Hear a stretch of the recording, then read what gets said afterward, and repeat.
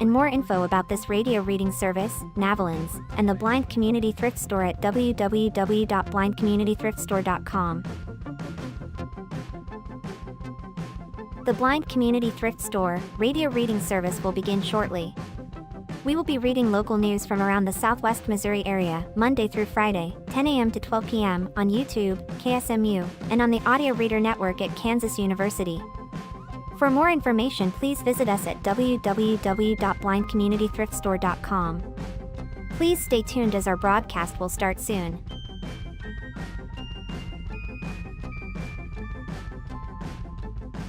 Please remember to like, comment, and subscribe on our YouTube channel now. At Blind Community Thrift Store on YouTube, and more info about this radio reading service, Navalins, and the Blind Community Thrift Store at www.blindcommunitythriftstore.com. The Blind Community Thrift Store radio reading service will begin shortly. We will be reading local news from around the Southwest Missouri area, Monday through Friday, 10 a.m. to 12 p.m. on YouTube, KSMU, and on the Audio Reader Network at Kansas University. For more information, please visit us at www.blindcommunitythriftstore.com. Please stay tuned as our broadcast will start soon.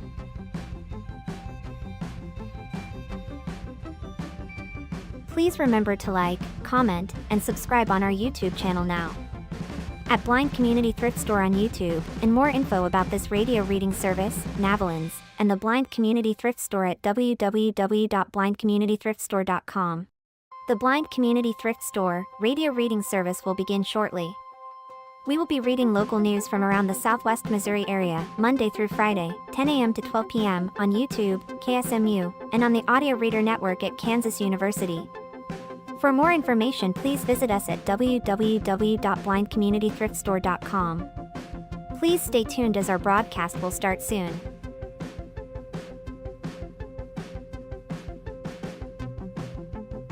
Please remember to like, comment, and subscribe on our YouTube channel now.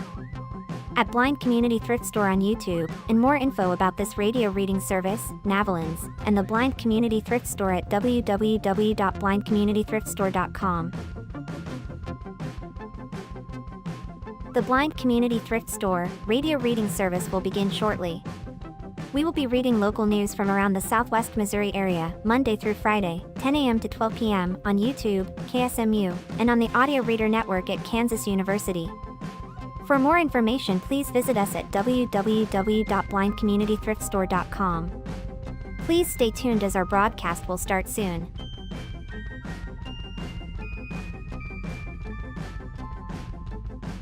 Please remember to like, comment, and subscribe on our YouTube channel now. At Blind Community Thrift Store on YouTube, and more info about this radio reading service, Navalins, and the Blind Community Thrift Store at www.blindcommunitythriftstore.com. The Blind Community Thrift Store radio reading service will begin shortly. We will be reading local news from around the Southwest Missouri area, Monday through Friday, 10 a.m. to 12 p.m. on YouTube, KSMU, and on the Audio Reader Network at Kansas University. For more information, please visit us at www.blindcommunitythriftstore.com. Please stay tuned as our broadcast will start soon.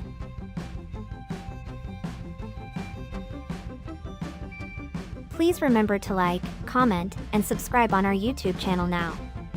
At Blind Community Thrift Store on YouTube, and more info about movies. Well, and this famous birthdays thing I have saved, it's like old TikTok stars and YouTube people, and I'm like, I don't know these folks. Yeah. They're children.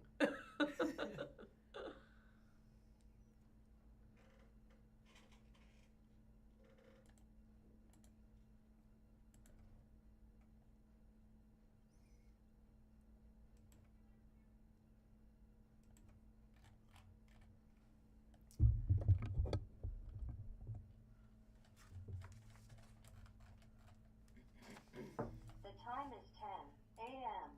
And a good morning and happy April Fool's Day. We thank you for tuning in to the Blind Community Thrift Store radio reading service. My name is Dory and I am here with Tony, and we invite you to listen to our broadcasts both live and on demand. Our live sessions available on the Blind Community Thrift Store YouTube channel Monday through Friday between 10 a.m. and 12 p.m. each week. Additionally, you can access on-demand content through the Audio Reader Network, which offers a wide range of audio materials for the visually impaired community. To explore content from the Audio Reader Network, please visit www.reader.ku.edu. The site provides details about accessing content via Amazon Alexa, Audio Reader Network mobile app, and information on receiving a radio to listen to the broadcast by KSMU Radio. All broadcasts are played over KSMU's subcarrier airwaves at 67 kilohertz on 91.1 from 3 p.m. to 5 p.m. Monday through Friday. Contact Audio Reader Network for information on receiving a pre-programmed radio. And we'll kick things off from the Springfield News-Leader. Today's show will kick off the Route 66 Centennial Celebration in Springfield. And what follows is an aerial shot of a past Route 66 festival. The third hour of today will be broadcasting live from the newly completed birthplace of Route 66 Plaza from 8 to 9 a.m. Central Daylight Time, April 30th, according to a community announcement. The broadcast will kick off a 4-day event celebrating the 100th anniversary of Route 66.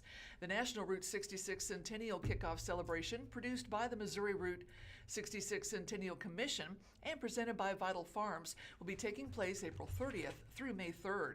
It'll showcase Springfield's unique role in Route 66 history while welcoming visitors from across the country and around the world, according to the announcement. And the next byline reads, Concert, Parade, Ball, among the events planned. The celebration will include a concert at Great Southern Bank Arena, a parade, the dedication of the Jefferson Avenue footbridge, ceremonies for the plaza, and Queen's Gate sculpture, and a ball at the historic Shrine Mosque. The breakdown of events include a kickoff concert at Great Southern Bank Arena the evening of April 30th. This will feature Little Big Town, Chris Jansen, Gary LeVaux of Rascal Flatts, Gretchen Wilson, Ozark Mountain Daredevils, and the Haygoods as a tribute to the music and culture of Route 66. The Celebrate America on Route 66 Parade, May 1st, will feature theme floats, classic cars representing every decade of the highway, marching bands, and special guests. And the Red, White, and Bridge Bash on historic Commercial Street includes the lighting and dedication of the historic Jefferson Avenue footbridge, live entertainment, vendors, and family-friendly activities. Dedication ceremonies for the Birthplace Plaza and the Queen's Gate sculpture recognizing Springfield's place in American history. The elegant Telegraph Ball at the historic Shrine Mosque, celebrating the legacy and future of Route 66.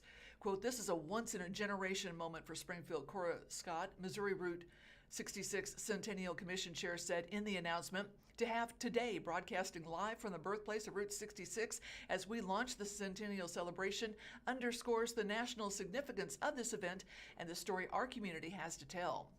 And the next byline reads, organizers are hoping, of course, for a strong turnout. The show expected to bring millions of viewers to the celebration. Residents and visitors are encouraged to attend the live broadcast at the Birthplace Plaza and take part in the events throughout the weekend. If you need more information about the National Route 66 Centennial Kickoff Celebration, including event schedules and details, just head to the website, route66kickoff.com. Oh, how fun. And if you're looking for something else to do in April, here are some events from Susan Schuch at the Springfield News-Leader. We have concerts to expos. With the weather warming up and summer fast approaching, Springfield and the surrounding areas are blooming with events to keep you busy. Here are 19 Ozarks events happening in April. First, we have Explore the Man Show Expo at Ozarks Empire Fairgrounds, April 3rd and 4th. That's located at 3001 North Grant Avenue in Springfield. Spend your weekend immersed in all things man at the Man Expo. The expo will feature 90 booths with men's health, home upgrades, hunting gear, barbecue, motorcycles, hot rods, pool tables, video games, fishing gear, and more. For more information or to buy tickets, visit ozarkempirefair.com. Next up, we have the Easter Bunnyville Extravaganza at Dickerson Park Zoo. That's April 4th at 1401 West Norton Road in Springfield. Hop into the Easter weekend with Dickerson Park Zoo's Easter Bunnyville events from 9 a.m. to noon. Guests can take photos with the Easter Bunny, make crafts, hear from docents, participate in an egg hunt, listen to story time, watch carrot enrichment for caring-loving animals, and more. Next, we can groove along at the 3rd Annual Gillios Jazz Festival. Following is a photo of the Gillios front taken on Tuesday, September 3rd, 2024, and the marquee reads North by Northwest. On April 4th at the Gilios, 325 Park Central East, we can immerse ourselves in culture and music with the 3rd Annual Gilios Jazz Festival. Guests can enjoy free music, premium cocktails, and pizza at the Gilios Jazz Cafe, as well as attend the headline concert by the Missouri Jazz Orchestra with special guest Aubrey Logan. April 7th, we can watch the Springfield Cardinals open their 2026 season. That's at Hammonds Field, 955 East Traffic Way in Springfield. Celebrate the start of the Springfield Cardinals 2026 baseball season with the first home game of the season. Pre-game festivities include a truck parade and full roster announcements. Since the game falls on a Tuesday, guests can take part in Taco Tuesday, which includes $2 tacos throughout the night and tequila specials for those 21 and older. Tickets are available online at milb.com. See voice actors and artists at Missouri Comic-Con, April 11th and 12th. That's located at the Empire Fairgrounds, 3001 North Grant Avenue in Springfield. Celebrate all things nerdy and geeky at Missouri Comic-Con. Guests include Springfield native Lucas Grabeel, Jewel State, and Alan Tudyk of Firefly fame, Jonathan Frakes and Bent Spiner of Star Trek, and actors including Randy Quaid and Anthony Michael Hall. The event will also feature a costume contest, Q&As, gaming, and fan groups. For more information, visit MissouriComicCon.com. Relax and listen to music on Springfield Art Museum's lawn, April 11th. This is located at Hatch Lawn at Springfield Art Museum, 1111 East Brookside Drive in Springfield. Enjoy some time outdoors during April's On the Lawn event with Springfield Art Museum starting at 8 a.m. on April 11th. While the activities are free, yoga at 8 a.m., fast night creek cleanup at 9 a.m., and a gesture drawing session at 11:20 a.m. all do require registration online at sgfmuseum.org. From 10 a.m. to 1 p.m., people can enjoy yard games and an art activity, then music from 10 a.m. to 11 a.m. Enjoy the warm weather at the Cherry Blossom Kite and Piñata Festival. Following is a photo of Donovan Anderson, age 8, as he helps his mom, Tasmine Davis, get a kite aloft during the Cherry Blossom Kite and Piñata Festival at Nathaniel Green Park back in 2022. This year's will take place April 11th at the Springfield Botanical Gardens at 2400 South Scenic Avenue in Springfield. The Springfield Sister Cities Association and the Springfield Park Board present the Cherry Blossom Kite and Piñata Festival. The free event highlights Springfield relationships with sister cities Isaki, Japan, and Tlaquepaque, Mexico. In addition to flying kites and whacking piñatas, there will be live Japanese and Mexican performances, concessions from both cultures, and a mini market. Watch The Sound of Music performed by area artists April 17th and 18th at the Gilios Theater. Again, that's located at 325 Park Central East in Springfield. Experience Rogers and Hammerstein's The Sound of Music, featuring Springfield natives Michael Spires and Tara Stafford Spires.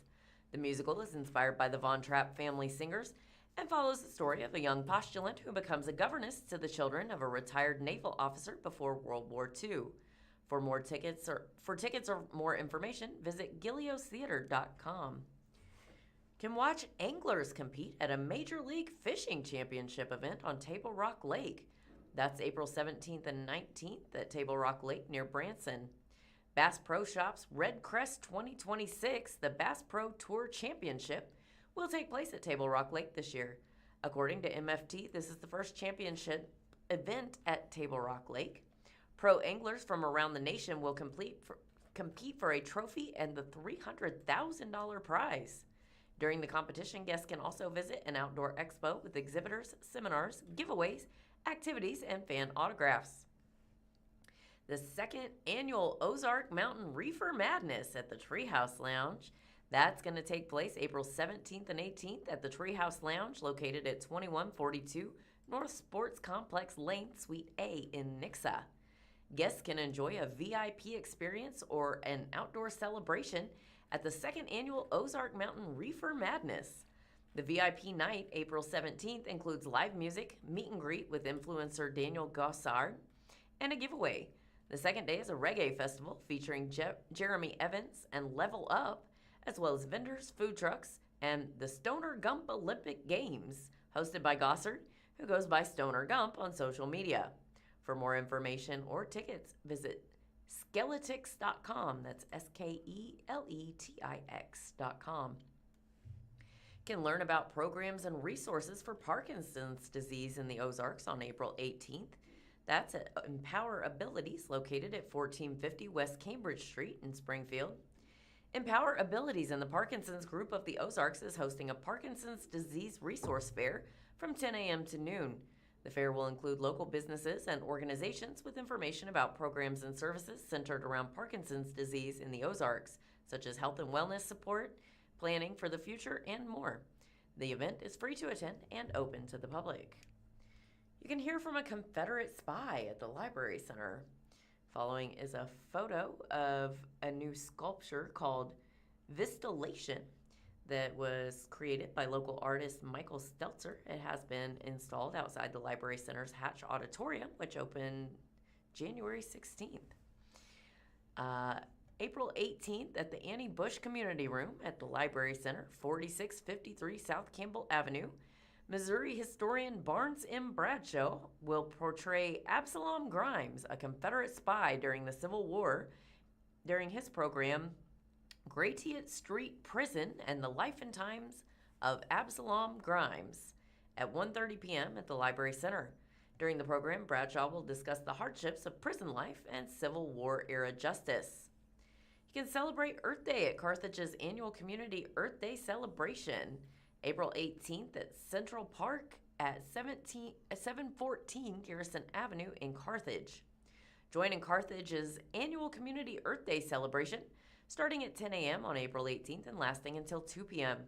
The event will include free tree seedlings to take home and plant, kids' activities, food for purchase, and local and eco-friendly visitors. We can talk with the author about Springfield's One Read for 2026, April 13th at the Hatch Auditorium at the Library Center, again located at 4653 South Campbell Avenue in Springfield. Author Kate Quinn will discuss the Briar Club, Springfield's One Read for 2026. Free tickets will be available starting April 4th, limit 2 per person. For more information, visit thelibrary.org. Springfield Little Theater presents Seussical the Musical, April 24th through May 10th at the Landers Theater, 311 East Walnut Street. Enter into the bright, colorful world of Theodore Geisel, Dr. Seuss, with this production of Seussical the Musical. The show celebrates friendship, loyalty, and believing in yourself by weaving together stories and characters like Horton the Elephant, the Cat in the Hat, Maisie Lubbard, and the Who's of Whoville. For more information or to purchase tickets, visit springfieldlittletheater.org. The annual Master Gardener plant sale at the Springfield Botanical Gardens takes place April 25th at 2400 South Scenic Avenue. It's time to start your gardens, and what better way than with a little help from local master gardeners. Starting at 8 a.m., the annual Master Gardener plant sale will offer unique and hard-to-find plants, houseplants, annuals, perennials, vegetables, herbs, bulbs, grasses, vines, ground covers, and more. Cash, credit card, or check is accepted.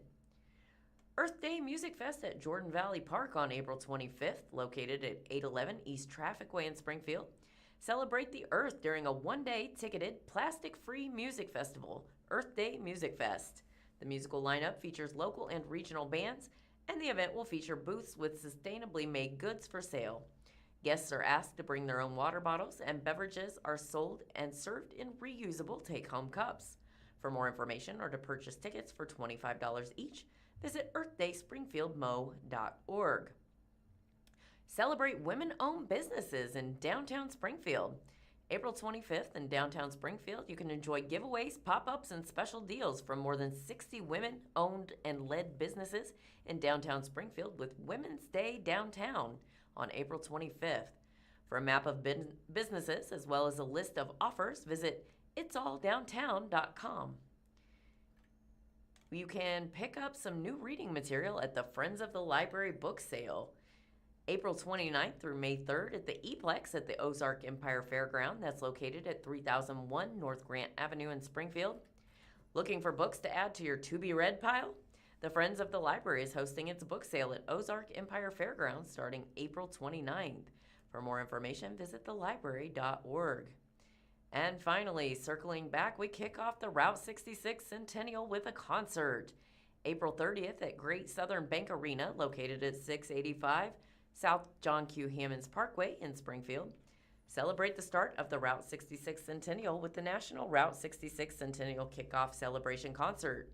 Actor John Goodman and Springfield City Council member Holly Carroll will host the concert. Performers include Little Big Town, Gary LaVox of Rascal Flats, Gretchen Wilson, and the Ozark Mountain Daredevils. For information about the concert or additional kickoff events, visit Route66Kickoff.com. And PAC contributions for lodging tax issue reported to the Missouri Ethics Commission. This is from the Springfield Business Journal. 2 registered political action committees raised a combined total of just under $70,000 in the run-up to an April 7th ballot measure to enact a 3% lodging tax, according to required campaign finance reports filed with the Missouri Ethics Commission. The 35-year tax is being sought by the city of Springfield to cover the costs of a bond to fund a proposed downtown convention and event center. Yesterday was the due date for campaign financial reports to be turned into the Missouri Ethics Commission 8 days before the election. The closing date for each report, March 26th, so any donations made after the 26th will appear on required 30-day post-election reports. The PAC Committee of the Springfield Area Chamber of Commerce, the Committee for the Future, has spent $44,186 to date to promote the lodging tax, according to its MEC filing. The committee's treasurer is Gordon Elliott, President and CEO of Elliott Lodging Ltd. At the close of the current reporting period, it has remaining cash on hand of $48,267. No monetary receipts were disclosed for the reporting period or for this election cycle. All expenditures, aside from a $34 bank fee, were reported to have gone to Davenport, Iowa-based Objective Strategies for a mailing list, printing and postage, and a digital billboard design. The committee has sent multiple promotion mailers to voters' homes. The Objective Strategies website shows that the business is located in Creve Coeur, Missouri. A new committee formed specifically to support the lodging tax measure, Friends of Springfield, Friends of SGF, reported spending $25,642 from its establishment February 24th through March 26th in its MAC filing. This was out of total monetary contributions of $51,000 in the same period for remaining money on hand of just over $25,000. The treasurer for Friends of SGF, as for Committee for the Future, is Elliott. The top donation level was $5,000, received from 4 entities: Coalition for Building a Better Tomorrow, Greater Springfield Realty Party PAC, Brian Magers, owner of Bryan Properties, LLC, and Tim O'Reilly, CEO of O'Reilly Hospitality Management, LLC.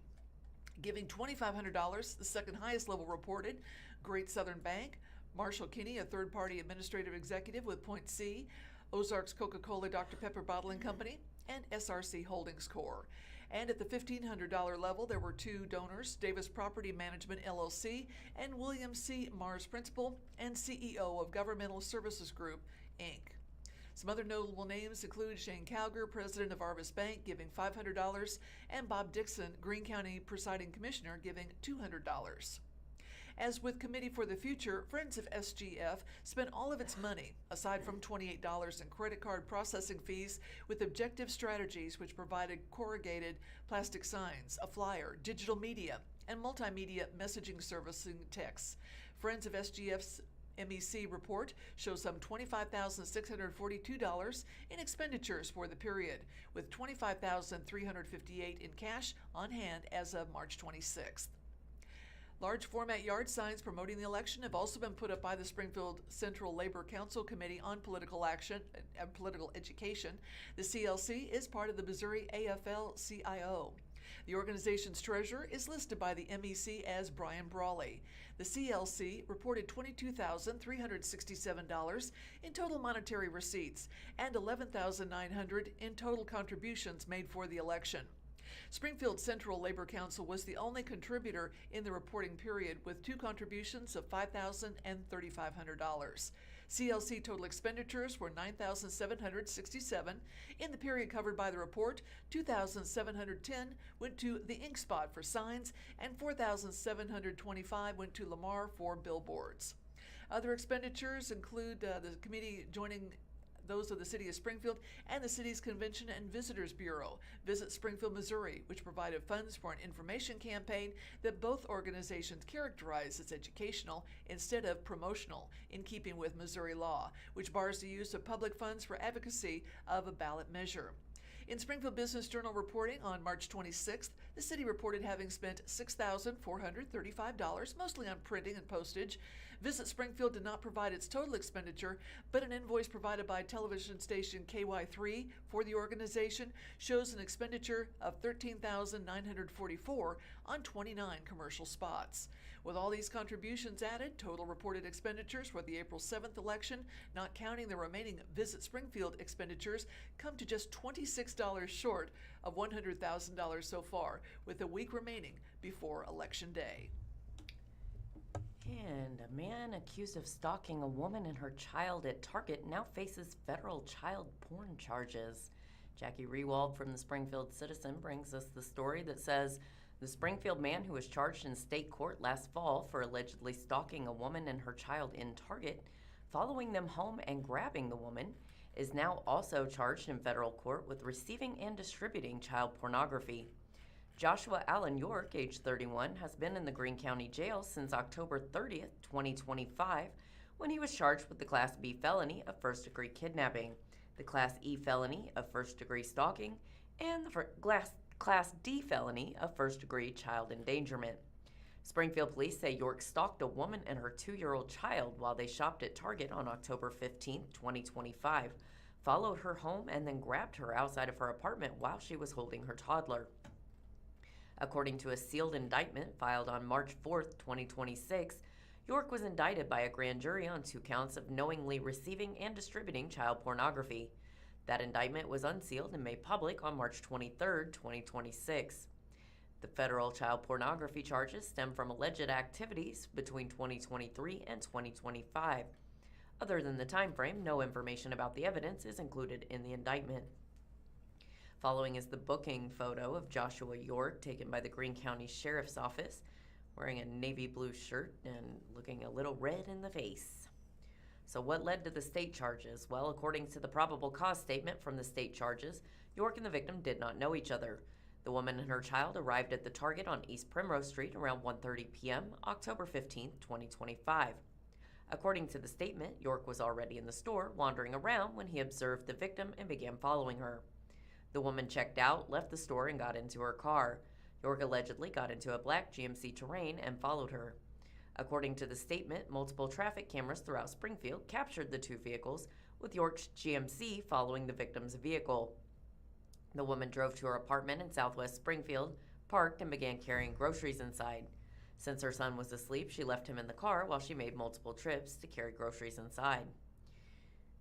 On her last trip, she grabbed her son and her purse and started to walk toward her apartment. According to the statement, the woman said she, quote, got a feeling she should look behind her.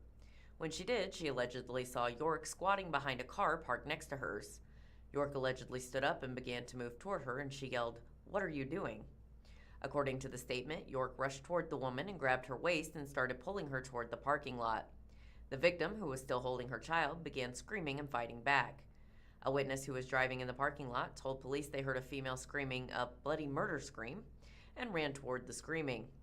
The suspect, believed to be York, then ran toward his black SUV and drove away. Police used video surveillance from the apartment complex, a Maverick gas station, and traffic cameras to identify York as the suspect.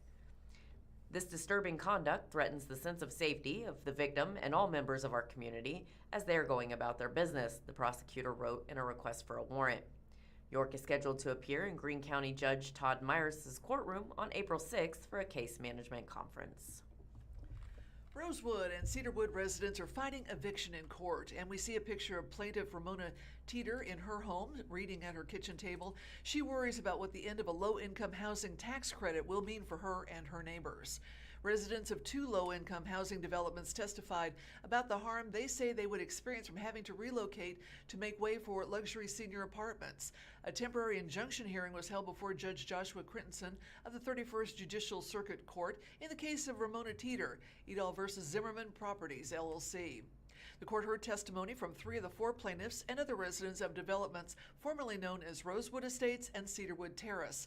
These 2 housing facilities are targeted to exit the federal low-income housing tax credit so that the properties which have been sold can be made into upscale senior housing. Developers Mitchell and Amanda Jenkins, who are also the founders of mixed-use development company Elevation Enterprises LLC, led the purchase of Rosewood and Cedarwood in February of 2024 through the entities Cedarwood Terrace LLC and 604-1120 Sunset LLC. Since the purchase, Rosewood Estates is now the Villas on Sunset Street, 604 through 1120 East Sunset Street here in Springfield, while Cedarwood Terrace is now known as Pickwood Place, 2244 North Cedarwood Lane. At the heart of the case brought by residents is a failure to allow a LIHTC requirement to provide 3 years' notice to tenants when a property is set to move out of the program. This requirement was not met, as acknowledged by both sides in the testimony. However, that change was the requirement of the seller of the properties, Wilhoit Properties Incorporated, the defense team maintained. Mitchell Jenkins testified that he performed due diligence to confirm the status of the properties before making the purchase.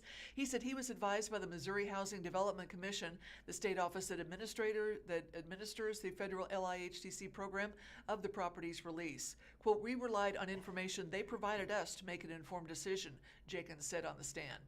Residents, who included families and people with disabilities, are facing eviction in August, but are seeking a preliminary injunction that would allow them to stay in their homes until the lawsuit is adjudicated or beyond.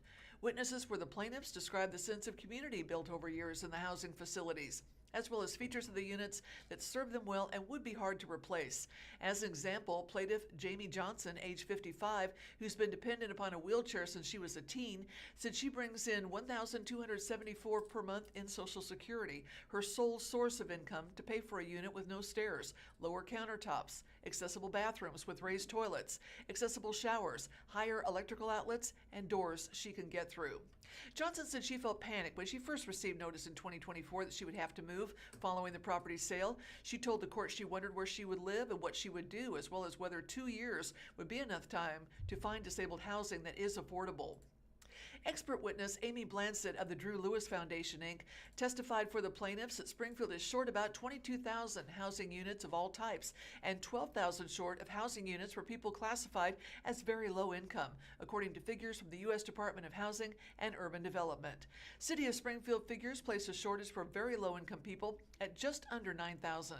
She said there's generally a 1.5 to 3 year wait for affordable housing locally. The defendants pointed to the risk of bankruptcy from the loss of income that an injunction of 6 months would cause. That's a decision that would have to be made, Jenkins said. The plaintiff's legal team was working pro bono through the nonprofit Heartland Center for Jobs and Freedom. A decision by Crittenson is pending, and additional written materials are to be submitted by both legal teams. And DNA results identify a Springfield man as a suspect in a 2024 statutory rape and child enticement case. Jackie Rewald with the Springfield Daily Citizen brings us a story that says a Springfield man who is a registered sex offender is suspected of picking up a 14-year-old girl who was a stranger to him, taking her to a motel and raping her in 2024. Sergio E. Rivera, age 35, is charged with the Class D felony of second-degree statutory rape and the unclassified felony of enticement of a child. The Greene County Prosecutor's Office filed the charges on Monday, March 30th, 2026, a couple of weeks after police received a report from the Missouri State Highway Patrol Laboratory regarding the analysis of DNA taken from the girl in 2024 that linked Rivera as the suspect. Rivera is still wanted by the U.S. Marshals Service on a 2024 warrant for probation violation, the original charge being military desertion. According to the probable cause statement, authorities believe Rivera has fled the U.S. to Mexico. A warrant has also been issued for the charges filed this week. Rivera was already registered as a sex offender as the result of a 2018 Pulaski County conviction of receipt and distribution of child pornography. According to the probable cause statement, the victim disclosed during an interview at the Child Advocacy Center that she was walking on July 4th, 2024, along a roadway in Greene County when she was approached by a Hispanic man in a red and orange-colored truck. She said the man asked for her phone number and gave her his phone number. She said he told her to call him if she ever needed a ride or money. According to the statement, she said the suspect, believed to be Rivera, then drove away, but she later called him and asked for a ride. Rivera allegedly told the girls she, quote, looked young and that he didn't want to, quote, get caught with her. He then allegedly took her to a motel, rented a room, and raped her. According to the statement, the victim disclosed that Rivera did not wear a condom during the sexual assault. Rivera, according to the statement, drove the victim to the edge of a wooded area, told her, quote, nobody is to know about this, and left her. An investigator with the Springfield Police Department used the suspect's phone number provided by the victim to help identify him as Rivera. Also, the girl underwent a sexual assault examination and sperm was collected, which resulted in the male DNA profile that was later linked to Rivera. The DNA report documented a, quote, high-stringency state-level legal hit, linking Rivera as the suspect, the corporal wrote in the probable cause statement. In the request for a warrant, the prosecutor described Rivera as, quote, a danger to the public and specifically to children. And from the Springfield Business Journal, a local cannabis dispensary looks to postpone 24-hour drive-through proposal. Terabas seeks to amend the city code but may alter request, officials say. We see a picture of Mark Henderson. Flora Farms would most likely offer 24 drive-through if the city code allowed it. A city company seeking a Springfield City Code change to allow marijuana dispensaries to operate a drive-through 24 hours a day has paused its proposal to seek additional information. The proposal initially was part of the agenda submitted for the city's March 12th Planning and Zoning Commission meeting. However, the matter was postponed at the request of the submitting company, V3 Mo Vending 5 LLC, which operates a Terabas dispensary at 850 East Kearney Street. Currently, Springfield ordinance states all marijuana and medical marijuana facilities must be closed to the public between 10 p.m. and 6 a.m.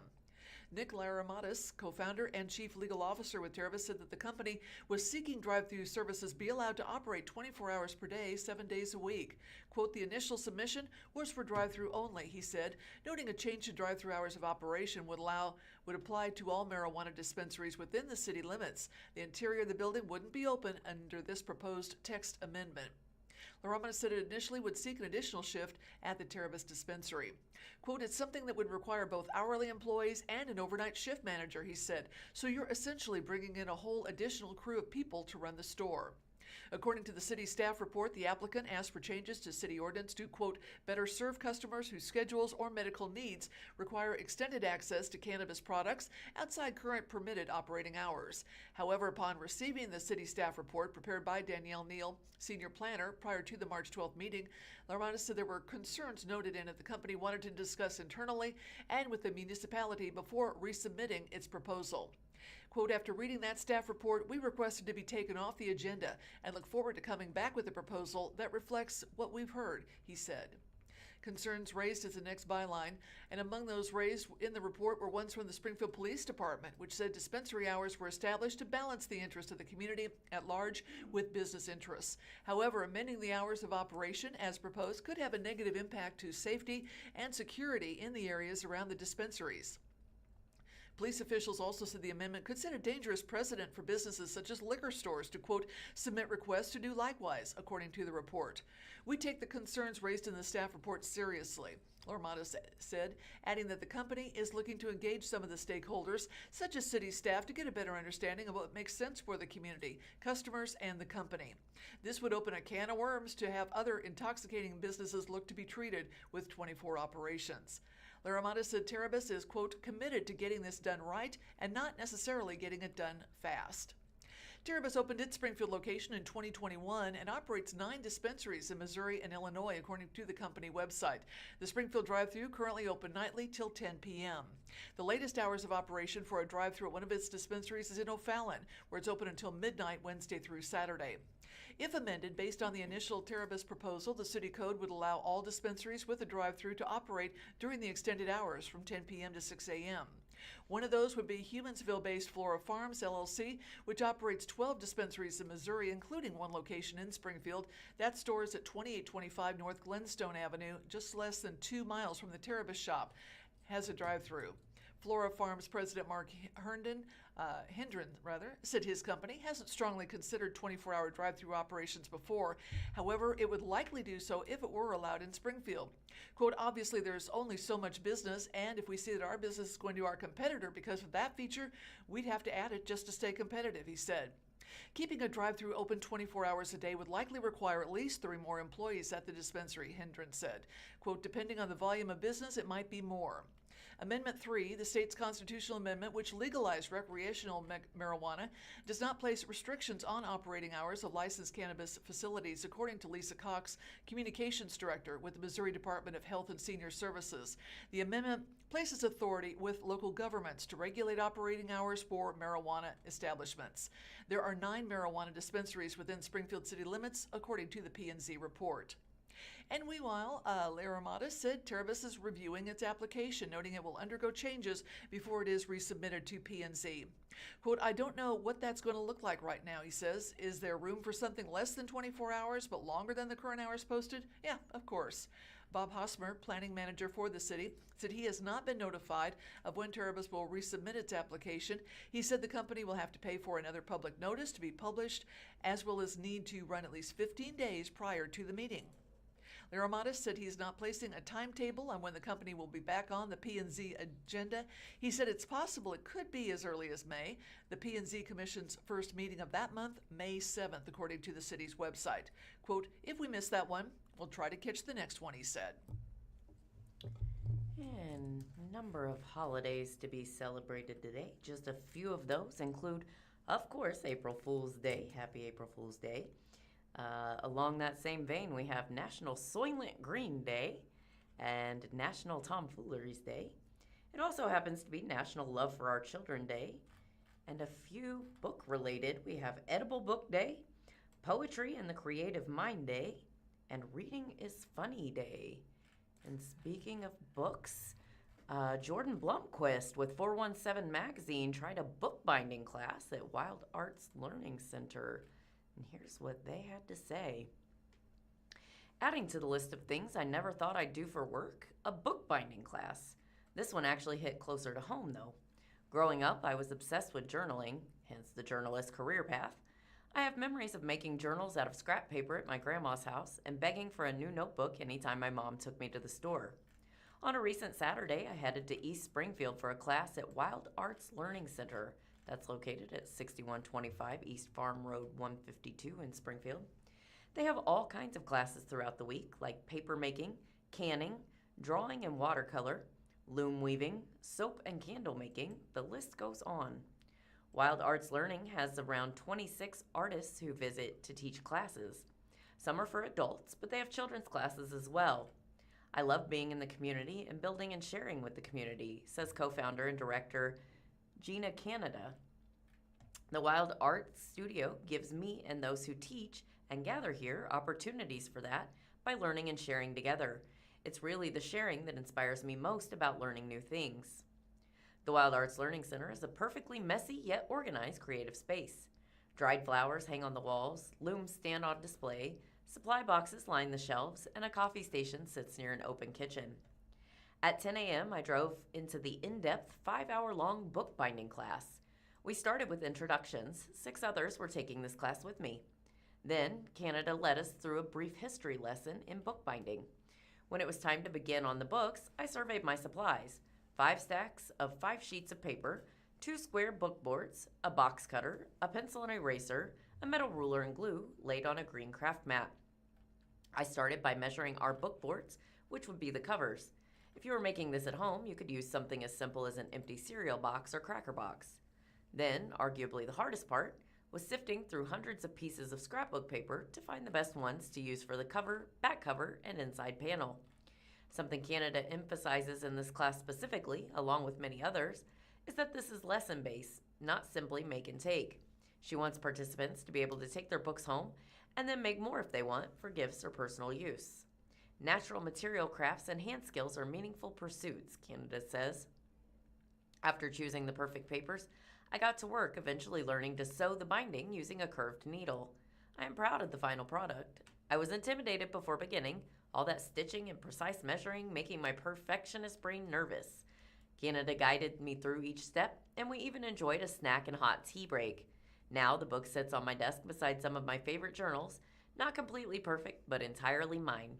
If you're curious about classes at Wild Arts Learning Center, check out all their options at wildartslearning.com. And from the Springfield Business Journal, Branson Development has placed their first 8 tiny homes in a project. And we see a picture of Ozarks Crane Services carrying an Elevate Community's tiny home to its foundation. A 2-day project that involved a roughly 90-ton, 200-foot-tall crane lifting several houses and placing them on permanent foundations signaled the next step for Elevate Community, a tiny home community under construction in Branson. 8 fully constructed, 400-square-foot homes are now in place for Elevate Branson's multi-million-dollar project that started construction last year on 5 acres just north of its 310 Gretna Road campus. The village development started by the nonprofit, which focuses on combating poverty in the Branson area, targets people who are on a fixed income, living at or below the area median income, said Brian Stallings, Elevate Branson co-founder and CEO. The placement of the homes on their foundations by Carthage-based Ozarks Crane Services, Inc. took place March 18th through the 19th and is part of a 48-unit first phase for the project that sits on land donated by the Hershen Family Foundation. In all, Stallings said there's enough property to accommodate 70 tiny homes, adding the project has adequate funding to build all of them. Quote, the utilities are there to the house, so now we just have to do the connections, Stallings said of the first 8 homes. Hopefully we can get everything prepared for the certificate of occupancy within the next 45 to 60 days, maybe sooner. Neosho-based Village Home Builders is manufacturing the houses for Elevate Community, Stallings said, adding 36 of the homes are sponsored. Elevate Branson also purchased the adjacent eastern 10 acres in 2022 from Ozark Plaza Development, LLC, as Stallings said that property was needed to install a gravity-fed sewer, which reduces expenses versus putting in a lift station sewer, according to past Springfield Business Journal reporting. Quote, the folks over in Neosho have another 16 over there that are completed for us, Stallings said, adding that he'd like to get 12 more homes sponsored to cover the first phase's 48 units. Stallings said almost $7 million for the project has been acquired from publicly funded grants and programs, including a $1 million grant from the American Rescue Plan Act, along with various private donors. He said the rise of housing costs is contributing to an increase in the project's price tag, which he estimated will likely exceed $10 million. That includes on-site commercial buildings to provide employment training opportunities. Quote, we want to have opportunity to employ the residents that live there, he said, noting the buildings may house an art studio, marketplace, and thrift store. We'll have to look at grant opportunities, sponsor donors for those commercial buildings. Our first priority, we want to get the housing done. The project, first announced in 2020, has experienced myriad delays to start construction over the past few years, such as easement and engineering issues, a cultural review, and artifact dig of the site, requested by the Osage tribe, and environmental reviews, according to past Springfield Business Journal reporting. Stallings said permitting issues with the city of Branson also impacted the development after footings and foundations were first poured at the site last year. Quote, we ended up having to have multiple meetings with city administration, attorneys, and finally everybody got on the same page back in late September, Stallings says. It was a difficult and challenging process. Mariah Surkia, communications manager for the city of Branson, declined an SBJ interview request on behalf of Amanda Ross, Planning and Development Director. Hollister-based Flat Creek Excavating, which was the project's low bidder at $2.54 million, is wrapping up its excavation work. The company had contracts with the city and Elevate Branson for the development's infrastructure, Stallings said. Most of their work is done on the city contract, Stallings said. Then we're having them just do some odd and end things on the private side, like digging out for the foundations and taking the utilities to the houses and things like that. A bid opening that will fund the furnishing and delivery of 10 of the homes and installation of concrete foundations is set for March 30th. Work will likely begin on those promptly, Stallings said. That ARPA money has to be spent by December 11th, so we've got to move on it really quick, he said.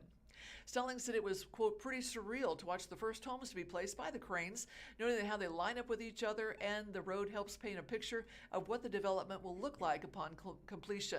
We're pretty blessed to be able to have the number of house sponsors and the number of donors that we've had with no houses on the ground, Stallings said, adding house sponsorships cost $45,000 each. Home sponsors include Arvis Bank, the Bank of Missouri, and the Butterfly Palace.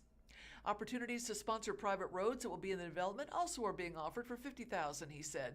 Additionally, smaller sponsorships are available, such as landscaping at $7,500, furniture at $6,500, and home essentials, including bed linens, bath towels, and kitchen supplies at $2,500, according to its website. Applications for residency far exceed the number of homes available, Stallings said, adding that a wait list will be created. Over 260 applications have been received, and an intake team at Elevate Branson has selected the first 10 residents, he said.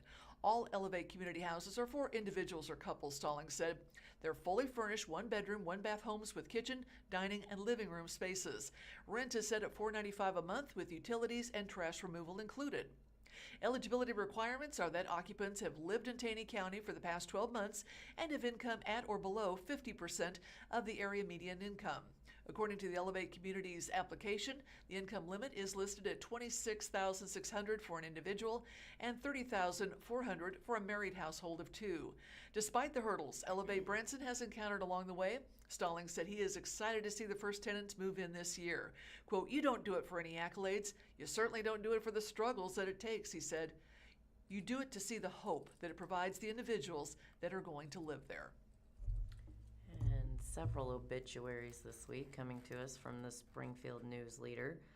First up, we have Bill Kirkpatrick. William Eugene Kirkpatrick, age 93, of Nixa, Missouri, departed this life on Tuesday, March 24th, 2026. Those arrangements are being handled by Klingner Cope Family Funeral Home at Rivermont. On Wednesday, March 25th, 2026, Reverend Ronald Ron Hittenberger passed from this life into the next. Those arrangements are being handled by Green Lawn Funeral Home North. Nancy Carolyn Wolford slipped her earthly bonds on October 6, 2025, at the age of 94, a long life well lived and deeply loved. Those arrangements are being handled by Herman H. Lohmeyer Funeral Home.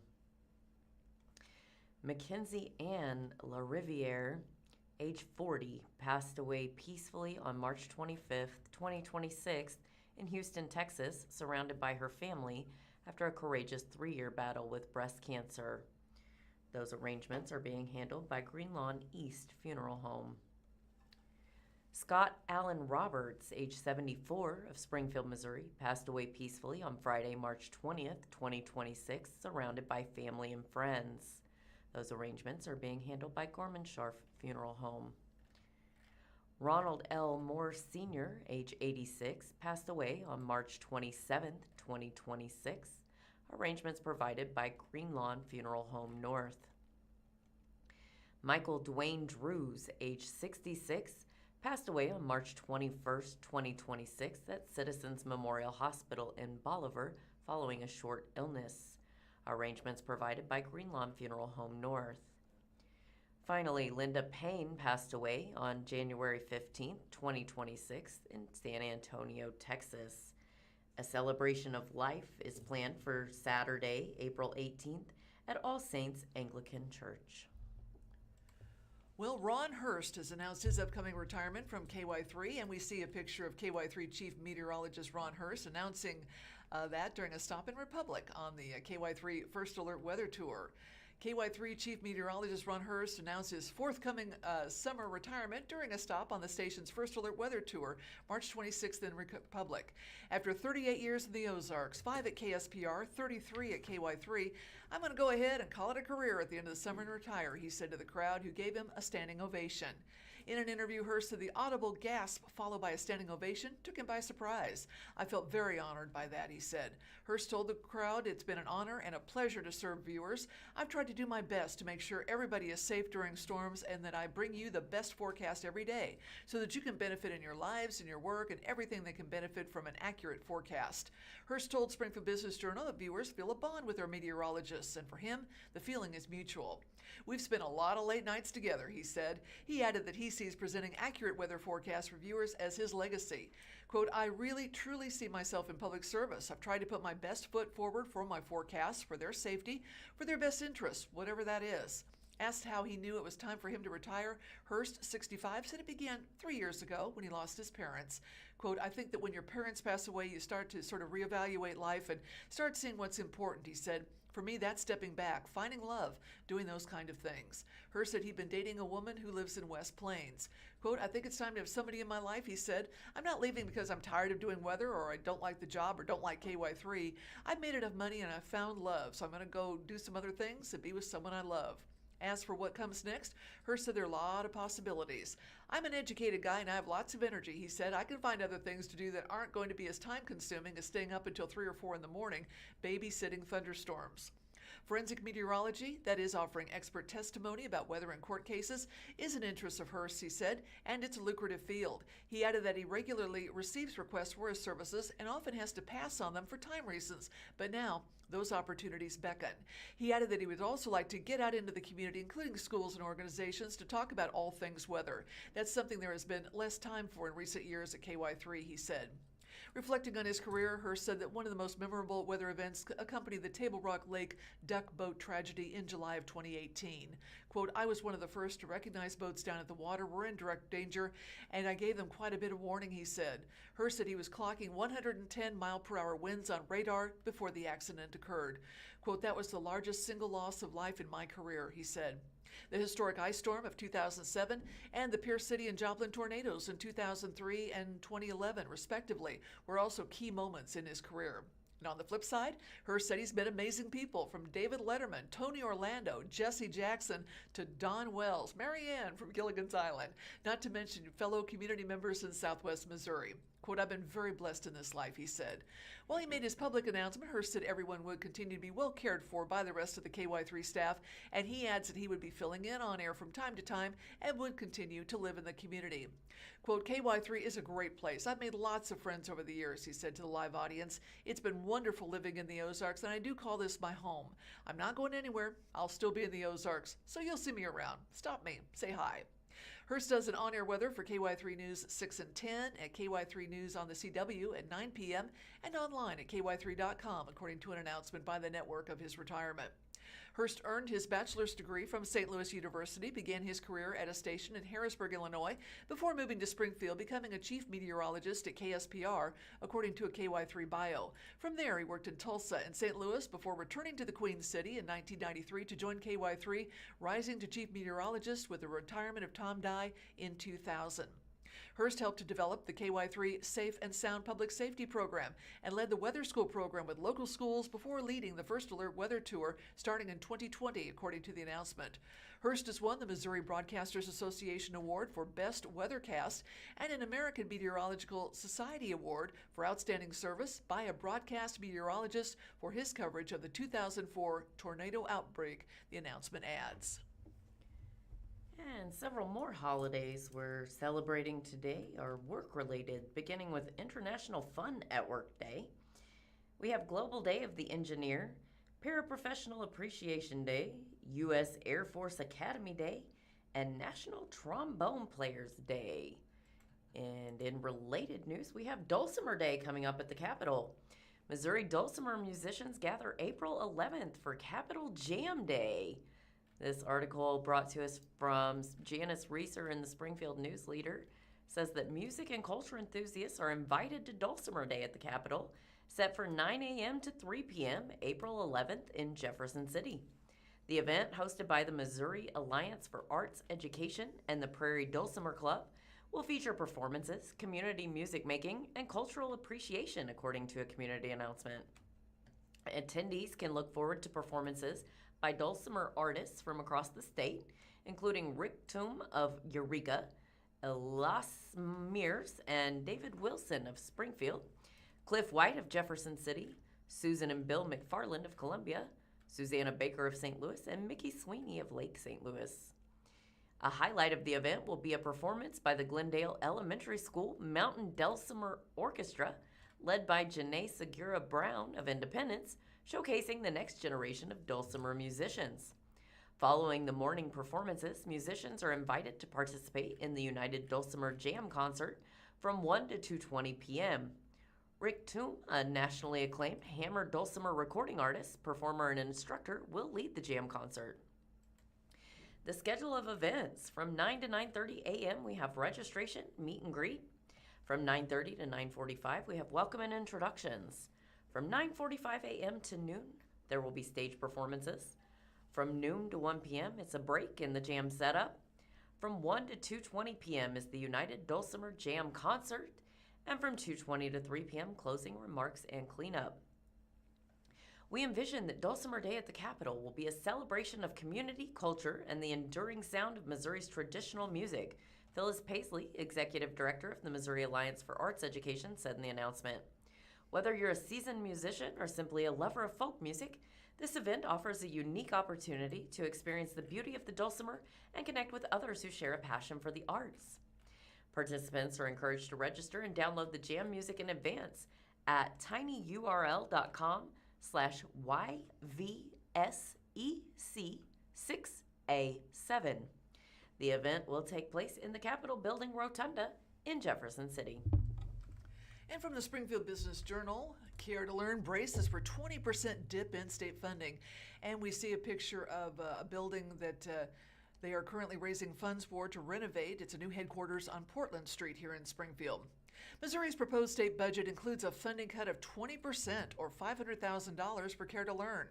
The fiscal year 2027 budget making its way through the Missouri General Assembly with a May 8th deadline, according to rules in the state constitution, shows a reduced funding amount of $2 million for the Springfield-based nonprofit. The state allocated $2.5 million for Care to Learn during fiscal 2023 to help it expand statewide, and funds have been allocated in each following year. The nonprofit said most of its funding comes from local partnerships and private donations.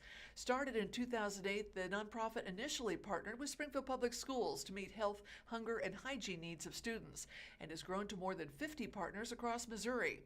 Care to Learn's annual operating budget is $6.8 million, according to past reporting by Springfield Business Journal. Quote, "We know the budget process is still ongoing and we remain hopeful as conversations continue," said Andrea Harp, Director of Marketing. "We're also really grateful to the state leaders who recognize the importance of supporting students' basic needs so they can succeed in school." Harp noted correctly that the nonprofit remains in the budget. Proposed cuts in other parts of the budget are deeper. More than $55 million in cuts have been outlined in the $8.8 billion budget proposed by the Missouri Department of Elementary and Secondary Education. For example, Imagination Library, a program that provides free books each month to children under age 5, was expected to receive $6 million next year, but the proposed budget cuts include a cut of $4 million, raising questions about the viability of the program, according to past SBJ reporting. The state previously provided a separate one-time $2.5 million grant towards Care to Learn's campaign for a new headquarters. In early March, the nonprofit announced it had raised $5.74 million, including the state funds of the $6.9 million needed to buy and renovate that larger building at 1730 East Portland Street. And Missouri anti-abortion groups coordinate support ahead of the 2026 vote. Anna Sperry at the Missouri Independent brings us a story brought to us by the Springfield News-Leader. 3 months before Missourians narrowly voted to legalize abortion, a small group led by Tom Estes gathered in a living room and came up with a plan to rally voters against the amendment. The effort that emerged, Mo Protects, was improvised, underfunded, and, by its own telling, forced to make up for a fractured statewide campaign with volunteer labor and little money. That narrow defeat is now shaping a much more organized rematch. Estes and the activists who tried and failed to defeat the 2024 Abortion Rights Amendment have regrouped under a new PAC called Her Health, Her Future, betting that more time, tighter coordination, and earlier backing from top Missouri Republicans can help them succeed in 2026. So far, we are very, very happy about how unified the campaign is and how just eager everybody is to work together, said Estes, a mid-Missouri pastor and chief staff to State Senator Rick Bratton. And look, it also makes it easier for everybody to want to work together when we just lost when we were working separately, so everybody's very motivated and very unified. In 2024, Luke Schrant, who served on Mo Protect's leadership team, said he put 15,000 miles on a borrowed truck delivering yard signs and flyers urging voters to reject the Abortion Rights Amendment. "None of us got paid a single dime," said Schrant, who also serves as policy director for State Senator Mike Moon. "We knew we were fighting a probably insurmountable challenge." By Election Day, anti-abortion groups have been outspent 10-1. Missouri for Constitutional Freedom, the campaign behind the Reproductive Rights Amendment, raised more than $31 million. The amendment passed with just under 52% of the vote. To Schrant and Estes, that result was less proof the fight was unwinnable than evidence their side had come together too late. I think if some of the larger pro-life donors would have known how close it would have been, we would have gotten some of the bigger checks. But we didn't get any of the bigger checks, Schrant said, because a lot of people thought it was going to be impossible, that we were going to lose by a lot. And it was sad to lose. It was even sadder to lose knowing that, had we had some more resources, we probably could have won. Estes said the biggest advantage this year is time. Legal battles over the 2024 measure, he said, kept abortion rights opponents from knowing until August that it would even be on the ballot, leaving only a few months to mount a statewide campaign. He has since folded Mo Protects into Her Health, Her Future, a PAC launched in September that is now trying to serve as that central hub. The campaign's website features endorsements from a roster of prominent Republican office holders and anti-abortion groups in Missouri. So far, Her Health, Her Future has raised about $105,000. That still trails the opposition. Stop the Ban, the campaign seeking to preserve the current abortion rights amendment, has raised more than $1 million this election cycle. A spokesperson for the campaign, which includes Planned Parenthood, the ACLU of Missouri, and Abortion Action Missouri, declined to comment for this story. But anti-abortion organizers say donors are more likely to give now that the effort looks less scattered.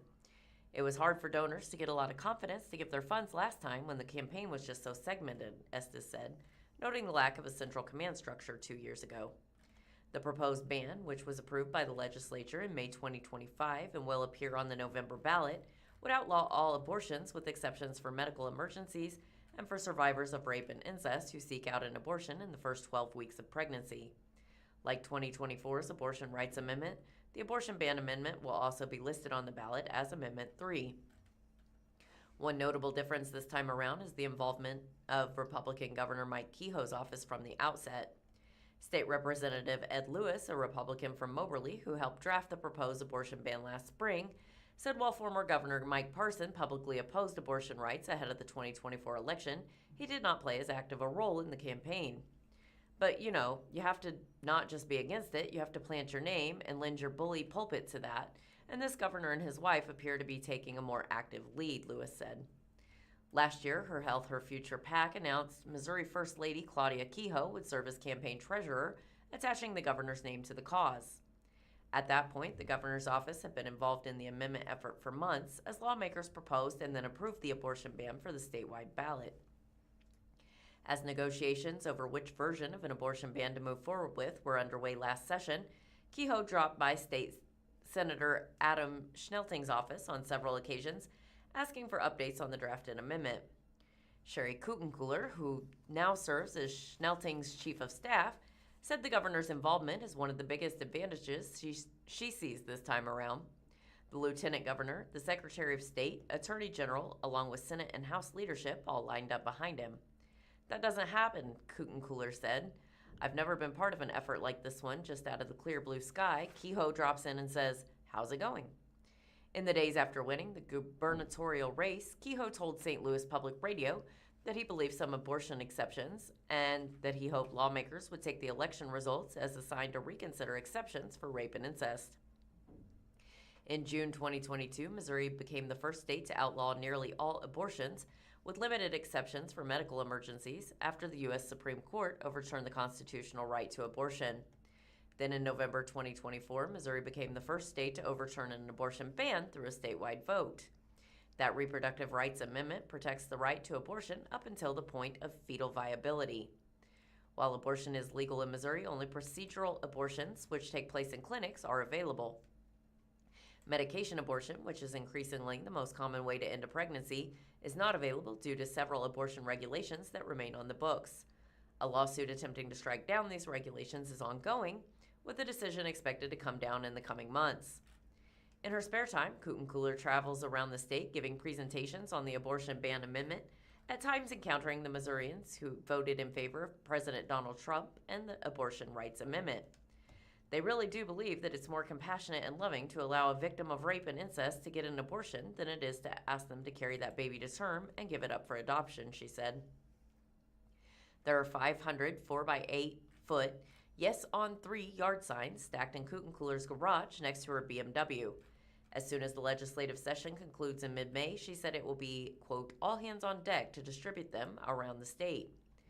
That ground game in 2024 was led in large part by Missouri Right to Life, the state's leading anti-abortion group. Last fall, the Missouri Right to Life PAC formally announced a partnership with the Missouri GOP and the hiring political strategist Jessica Flanagan to help lead their campaign efforts. With their organizational strength and our expansive pro-life infrastructure, we are building an unstoppable coalition, Missouri Right to Life President Steve Rupp said during an event in St. Charles, whose speaker lineup included Laura Trump. Flanagan helped lead Nebraska's anti-abortion movement to success at the polls in 2024 when voters, faced with two opposing abortion proposals on the ballot, approved an abortion restrictions amendment and rejected an abortion rights amendment. She recently stepped down as political consultant for Nebraska Governor Jim Pillen a day after law enforcement announced an investigation into a state contract led by Pillen, the Nebraska Examiner reported. Leadership with Missouri Right to Life declined comment, but Schrant of Mo Protect said the group's membership and organizing capacity could make it one of the most valuable pieces of the 2026 effort. They have a lot of members. They've got a lot of people that are willing to go out and work, Schrant said. A lot of the Missouri Right to Life folks were the ones that were going and doing the ground game, and I believe that's where Missouri Right to Life will be effective in the next campaign. With the 2024 results so close, and with polling suggesting another tight contest could be ahead, organizers on both sides are treating every vote as consequential. Schrant, through his work in Moon's Senate office, said he is familiar with abortion abolitionists, or those who don't believe any exceptions should be allowed. He said while he believes these activists have good intentions, he's not worried that those divisions will damage the November effort. I'll do what I can to convince my peers and the people that I know in my community to vote for life, he said. And past that, I'm going to leave it up to the Lord, just like I did the last one. And you're listening to the Blind Community Thrift Store radio reading service. Hope you'll come by and see us in person with great daily deals at 2713 North Kansas Expressway here in Springfield, Missouri. Now, veterans receive a 25% discount every day, providing significant savings as a token of appreciation for your service. And additionally, the store features a weekly clothing sale where all clothing items are available at 50% off Wednesdays. Seniors aged 55 and older benefit from a 25% discount every Tuesday, making shopping, of course, more affordable for the senior community. And glad to be saving some money because this next story, CU customers to pay more for electricity this summer. We knew it was coming. City utilities, the Springfield customers can expect to pay more for electricity during the next 6 months. Residential bills will be going up an average of $14 a month. CU said two factors are driving the change: fuel and base rate. Springfield City Council in 2023 approved a 3.9% rate hike, which begins April 1st for a typical residential customer using 900 kilowatt hours per month. The estimated increase will be $4.79 per month. Jamie Presley, manager of communications for CU, told Springfield Business Journal that commercial customers are also affected by the 3.9% base rate adjustment scheduled for April, but it's harder to translate into an average because their usage varies widely. Quote, for commercial customers, the best example we can give is that for every 1,000 kilowatts, electric customers should expect to see a $10.50 increase in billed fuel compared to the previous 6 months, Presley said. This allows a commercial customer to quickly utilize the 1,000 kilowatt calculation and compare it to their own usage to estimate a bill impact for fuel costs. Twice a year, CU estimates the cost of fuel related to generating and purchasing electricity for the next 6 months. At the end of that period, the estimate is compared to actual costs and an adjustment is made. CU reported higher than expected costs, resulting in roughly $8 million shortfall and an adjustment primarily due to electricity needs during Winter Storm Fern in January. The adjustment will trigger an additional $9.45 per month. Typical residential electric bills for customers using an average of 900 kilowatts per month are expected to total about $124.42 per month in summer of 2026, compared to $109.70 per month in summer 2025, Presley said. CU President and CEO Dwayne Folk said in a news release that, quote, we do not take these adjustments lightly. While we recognize that increases are never welcome, allowing infrastructure to age beyond its useful life or fail ultimately costs far more in terms of both reliability and affordability for our community, he said in the release. CU said adding those two together means residential customers with average usage can expect to be paying $14 a month more for electricity compared to summer 2025 for the next 6 months. The price of natural gas is projected to remain steady, according to CU. In the release, CU officials said customers in fiscal year 2025 paid electric rates 27% below the national average and 9% below the Missouri average. Presley said the public utility reported roughly 105,000 residential customers and 16,000 commercial customers at the end of fiscal year 2025. CU also had 230 industrial customers during that period. And a bill addressing student screen time passes the Missouri House after some revisions. Annalise Hanshaw from the Missouri Independent brings us this story, brought to us by the Springfield News-Leader. Public school districts will be encouraged to limit elementary school student use of iPads and laptops in the classroom under a Missouri House bill approved in a 143-10 vote on Monday. Originally, the legislation set out to place a 45-minute cap on student screen time in schools and mandate cursive instruction. This raised concerns among educators and parents who told the House Education Committee that it would force a one-size-fits-all approach on students. The bill's sponsor, State Representative Tricia Burns, addressed that critique with committee members who passed a version that would require schools to set their own technology policy with guidance from experts. School boards should create a policy that makes sense, that's going to be supported by their teachers and parents. But most importantly, it is going to help their students, Burns said during a House debate Monday. Schools would also be required to share information about students' use of technology to their guardians upon request. Over the past 10 years, an increasing number of schools have created policies that provide devices like an iPad or laptop to each student. State Representative Ed Lewis, a Republican from Moberly and chairman of the House Education Committee, said this push is wrong for young students. He didn't want the state to set a limit on technology time, but wants the state to, quote, start the process of looking at screen time in schools. The legislation would establish a council overseen by the state's education department that would create model policies for school districts and potentially inform legislative changes on technology use in schools. The council will be made of teachers, principals, a parent advocate, and adolescent health professionals. This is a bill to put this back to the teachers and the experts, Burns told the House during its first debate on the bill last week. The changes won over former educators like State Representative Kathy Steinhoff, a Democrat from Columbia, who applauded the bill for, quote, pulling experts in while allowing school districts to set local policies. This is a really exciting moment for this bill, she said last week. I think this will be the most important bill we pass out of the Education Committee this year. And from the Springfield News-Leader, the question, reseed the Final Four? That idea is as bad as the last time I heard it. This is an article written by Blake Topmeyer of USA Today. And a couple of key points. Reseed the Final Four? You're going to hear that idea this week, and it is not worth it. And part of the beauty of the March Madness bracket is its simplicity. Reseed the Final Four, and you complicate matters, and there's no need for that. Reseeding the Final Four, again, you're going to be hearing that idea with the top two teams in college basketball, Arizona and Michigan, meeting in the semifinals of the national championship, with UConn facing Illinois in the other semifinal. Like a lot of ideas, this one sounds good in the theory stage. Peel back the layers, though, and envision what reseeding the Final Four would mean in practice, and the idea loses footing. Reseeding would require disrupting the original structure of the bracket. I've said it before, I'll say it again, and I'll keep saying it as long as the NCAA has this tournament format. Leave the tournament alone. I'll say it once more for effect. Leave the bracket alone. Do not tweak, do not tinker, do not implement any harebrained ideas, or add more mediocre teams or shuffle the assignments once the Final Four arrives.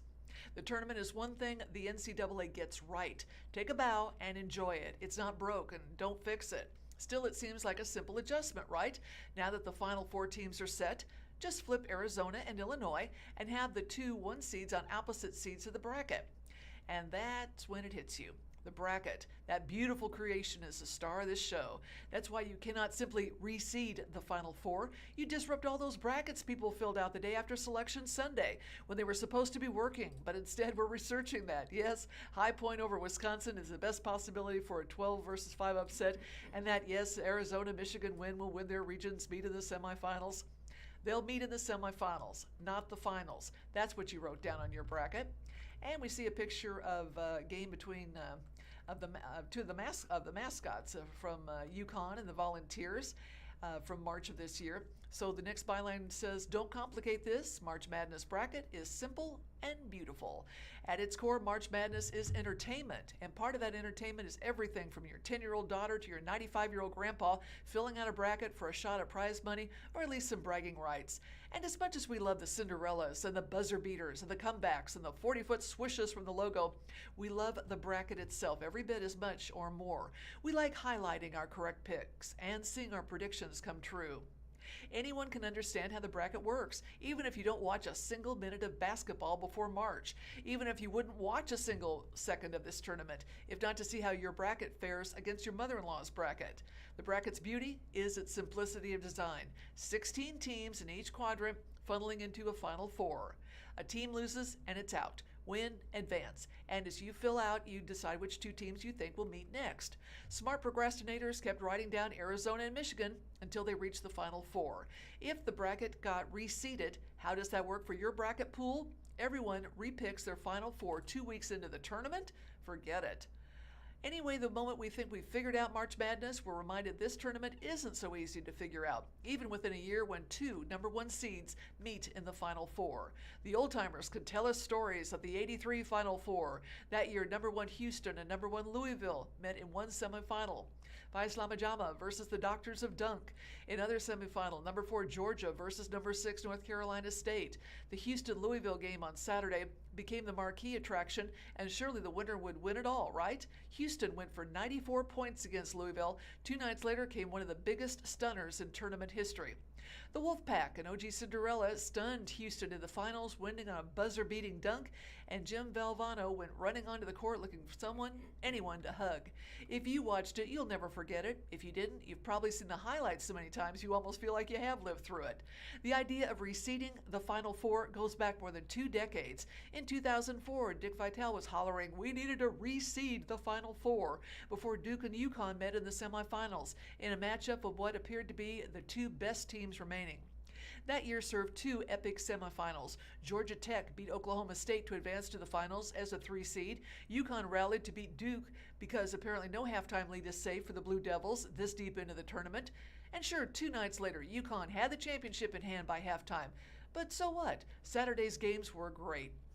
The reseeding topic resurfaced in earnest in 2018, when all-time underdog Loyola Chicago reached the Final Four as an 11 seed, and Sister Jean became the world's most famous nun.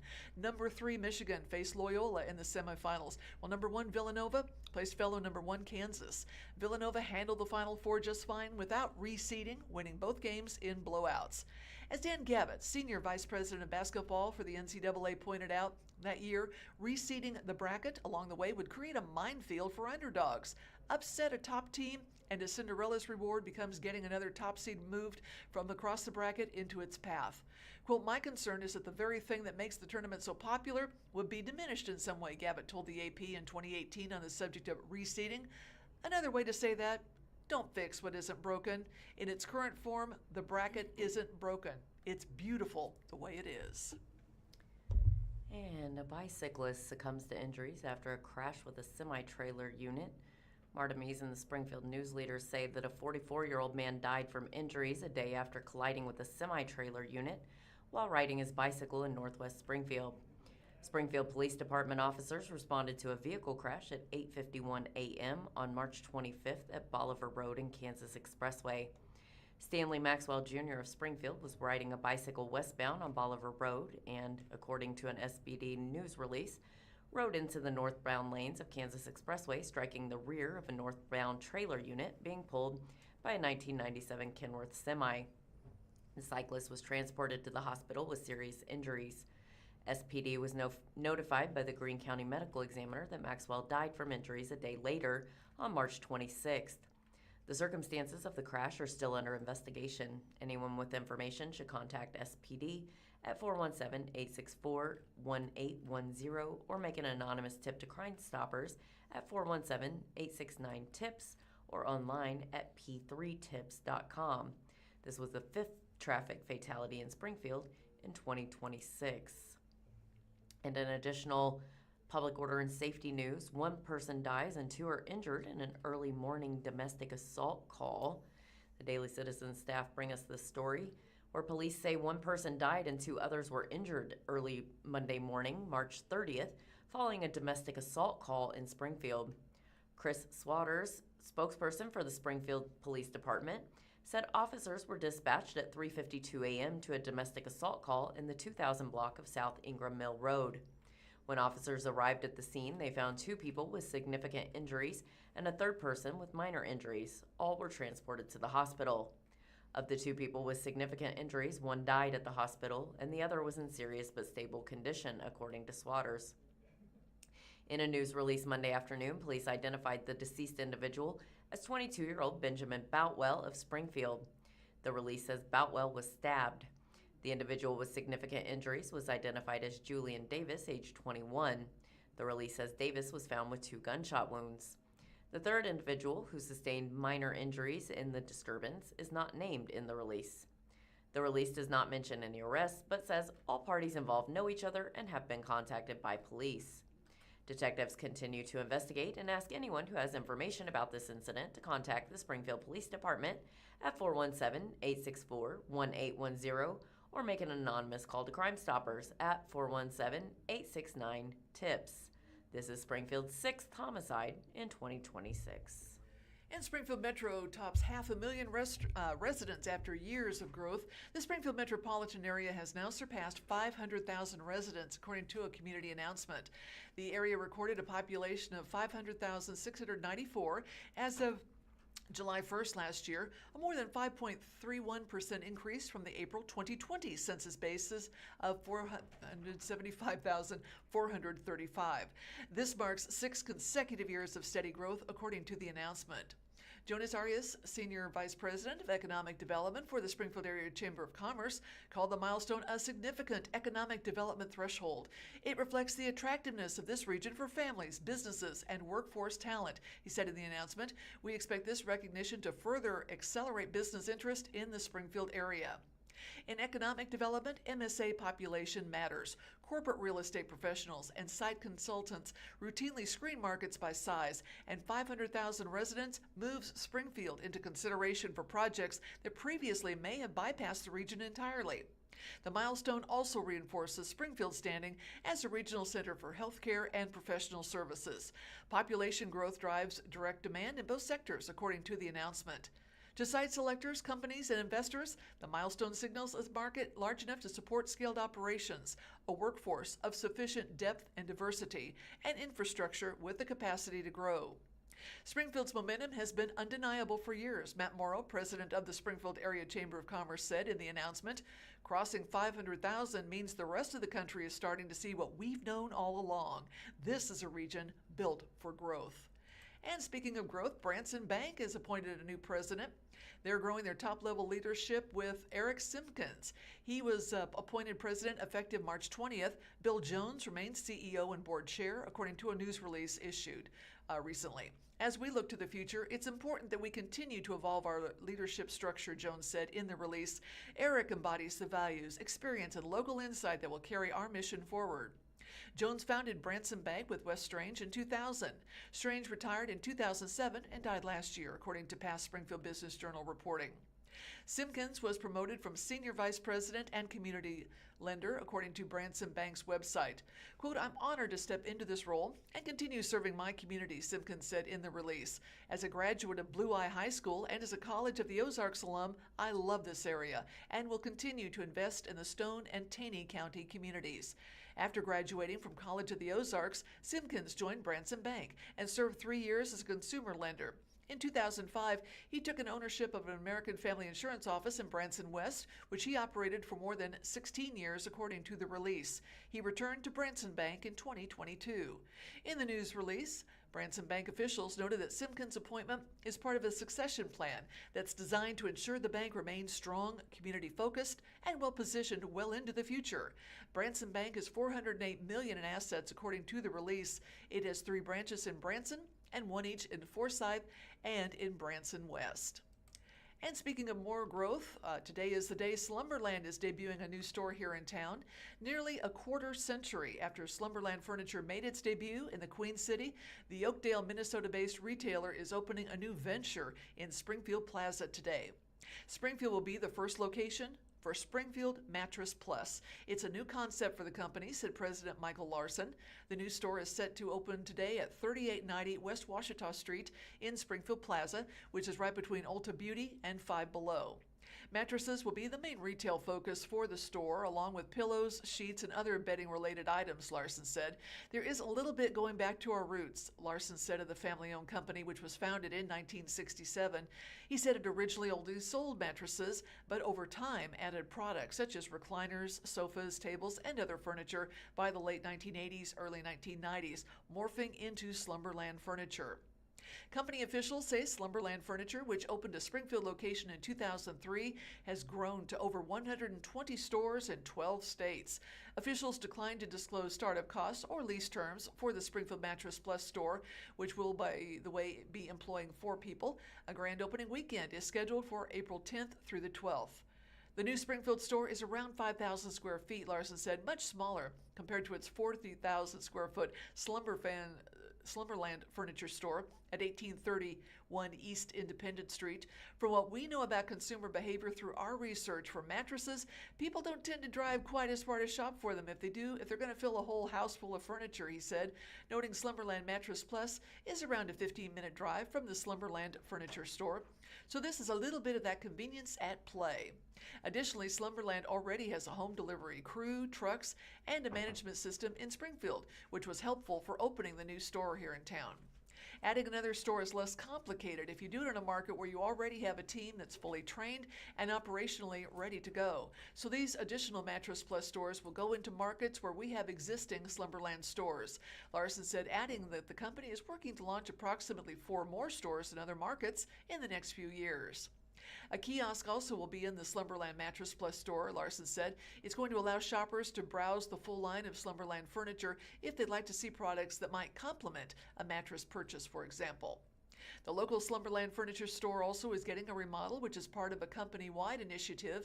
Larson said work at the Springfield store includes installing new flooring, reconfiguring some of its layout, and upgrading lighting. That project is expected to wrap in May, and the store remains open amid the work, he said, estimating the cost will be in the hundreds of thousands of dollars. Quote, when you have 125 locations across 12 states, it takes a while to get all of them refreshed. But we're just going market by market and updating those stores to the new color palette and the new in-store experience, he said. We're real pleased with the way that it's progressing. I think the customers will love what they see. And University Heights deed restriction appeal is argued 2 years after the trial. This story from Springfield News-Leader and Marta Mee says the latest chapter in a years-long legal saga regarding deed restrictions and future development at the corner of University Heights neighborhood unfolded in a high school auditorium Tuesday, March 31st in Branson. After a Greene County judge ruled against a group of residents hoping to prevent anything but single-family homes being built in the neighborhood in June 2024, they appealed. On Tuesday, the case went before the Missouri Court of Appeals for oral argument. The northwest corner of National Avenue and Sunshine Street has been the center of controversy for years. With ever-changing proposals about how to revamp 8 properties for commercial use, a group of University Heights residents had filed a lawsuit against developers with Be Kind and Merciful, LLC, in late 2022, claiming century-old deed restrictions allowed only single-family homes to be built there. After appealing the ruling, on Tuesday, lawyers representing both sides finally argued their case in front of the Missouri Court of Appeals, Southern District at Branson High School. The appellate court occasionally hears cases outside of the typical courtroom setting to better engage with the public. Following is a photo as the attorneys for a group of University Heights residents and BK&M Properties gave their oral arguments Tuesday at Branson High School. Nearly 2 years ago, Greene County Circuit Judge Derek Ankrum ruled in favor of BK&M and noted in a 42-page opinion that he arrived at the decision in large part because most other deed restrictions, such as those pertaining to construction materials, had already been waived by University Heights residents themselves and therefore could no longer be enforced.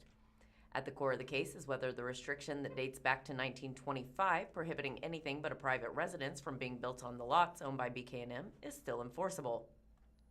So what did the attorneys argue? Well, Brian Wade, the attorney representing the group of residents appealing the earlier decision, had 15 minutes for argument and an additional 5 minutes for a rebuttal at the end. He primarily argued that Ancrum's ruling was full of inconsistencies and cited other Southern District appeals cases that dealt with deed restrictions that were upheld. As an editor's note, Wade has at times represented the News-Leader in legal proceedings related to licensing and the Sunshine Law. Emphasizing the historic and iconic nature of the neighborhood, Wade noted that the residential character of University Heights is still viable and desired, as evidenced by the prices BK&M paid for the lots and the rental rates it subsequently charged residential tenants of some of the properties. The case, was about whether this beautiful subdivision can stay that way and whether the people that live there can rely upon those restrictions and whether they can continue to have a beautiful neighborhood because of the restriction, he said.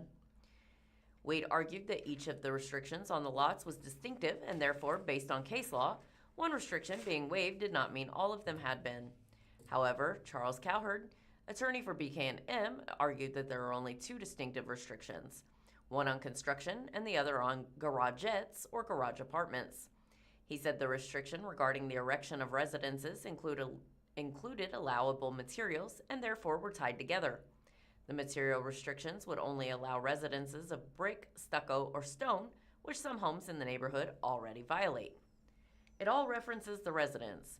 If you take residence out of the picture, the sentence makes no sense, right?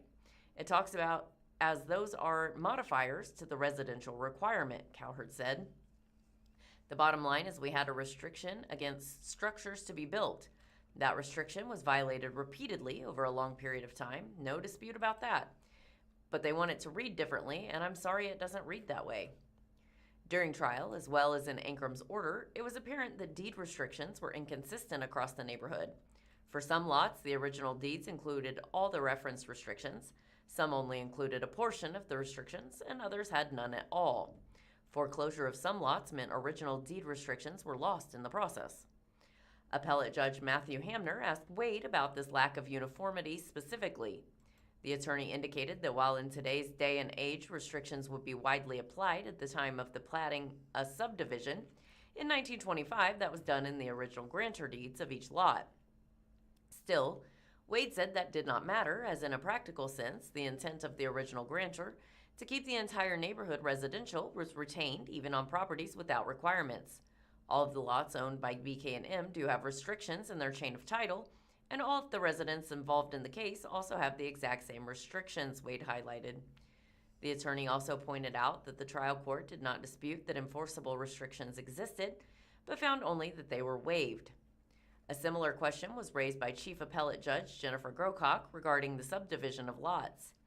In his ruling, Ancrum had indicated because the restriction allows, quote, nothing except a private residence on the original platted lots, it had been violated through the subdivision of those lots and the erection of several houses and accessory constructions.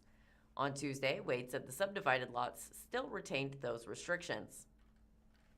Wade claimed Ancrum's arguments in the case were a result of a, quote, strained effort to find a way to rule against the neighbors. He said that during the trial, the judge had questioned the expert witness brought forth by Wade for more than an hour, including objectionable questions that put his party in an odd situation. The expert witness, Richard Crabtree, testified about the history and significance of University Heights. But I knew at that point the judge had made up his mind, Wade said. Cowherd raised several issues with the appellant's arguments and brief claims at the Tuesday hearing, primarily saying they never alleged an abuse of discretion by the trial court regarding determining the facts that made up waiver of restrictions, which the case would require. The Court of Appeals will now consider the oral arguments as well as all evidence and transcripts from all previous circuit court proceedings to form an opinion. That could take several weeks to be issued. So what's the latest? Well, plans for Controversial Corner have remained fairly quiet in recent months. BK&M pulled its latest application to rezone the property for an office use, which would have allowed for residential development, offices, nursing and retirement homes, nonprofit, and community gardens. In December, citing a belief that there was not enough support on Springfield City Council for the matter to pass. Since then, no new applications for rezoning has been filed. University Heights residents have continued to oppose each iteration of the rezoning plan pitched over the past 3 years, while also asking for more certainty about what might be built on the property. Another developer, Valiant Group, had expressed interest in potentially buying and developing the properties for multifamily residential uses and met with the University Heights Neighborhood Association in January. However, not much more has been shared publicly since then. Well, Missouri is piloting a new test model for students in place of the old MAP exam. And a couple of key points: Missouri is piloting a new standardized test model to replace the single end-of-year exam. The new through-year assessment provides results in 24 to 48 hours, unlike the current months-long wait. And the new model will be fully implemented for all Missouri students in grades 3 through 8 by the 2028-29 school year. Missouri education officials are piloting a new model for the state's decade-old standardized test, shifting the Missouri Assessment Program, MAP, from a single end-of-year exam to a through-year assessment with multiple checkpoints. The change is designed to give a clearer picture of student growth during the school year and deliver results within 24 to 48 hours, a sharp break from the current system, which releases scores months later. State officials say the new model could help address one of the most persistent complaints about the Missouri Assessment Program.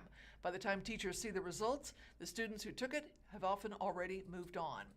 And we see a picture of several members of the Missouri State Board of Education discussing these proposed changes. That concern is taking on added urgency as Missouri lawmakers weigh new measures to hold schools accountable. Quote, "We're using a flawed test to put greater emphasis on something because we want accountability," State Senator Mike Henderson, a Republican and former educator, said on Tuesday, March 24th, during a Senate Education Committee hearing. The committee was debating a House bill that would create A through F grade cards for public schools, following an executive order from Governor Mike Kehoe that directs the state's education department to draw up such a plan. The bill proposes a scoring system where 75% of points come from standardized test scores, raising questions about whether the Missouri Assessment Program in its current form can accurately measure school effectiveness. If the intention of the bill is to make us a better education system, I do not think it can do that with the MAP, Henderson said. If we get to a benchmarking test, I see where this would bring us along and actually bring us some real progress. Complaints about the MAP program are nuanced, with education groups at odds about how best to use the data.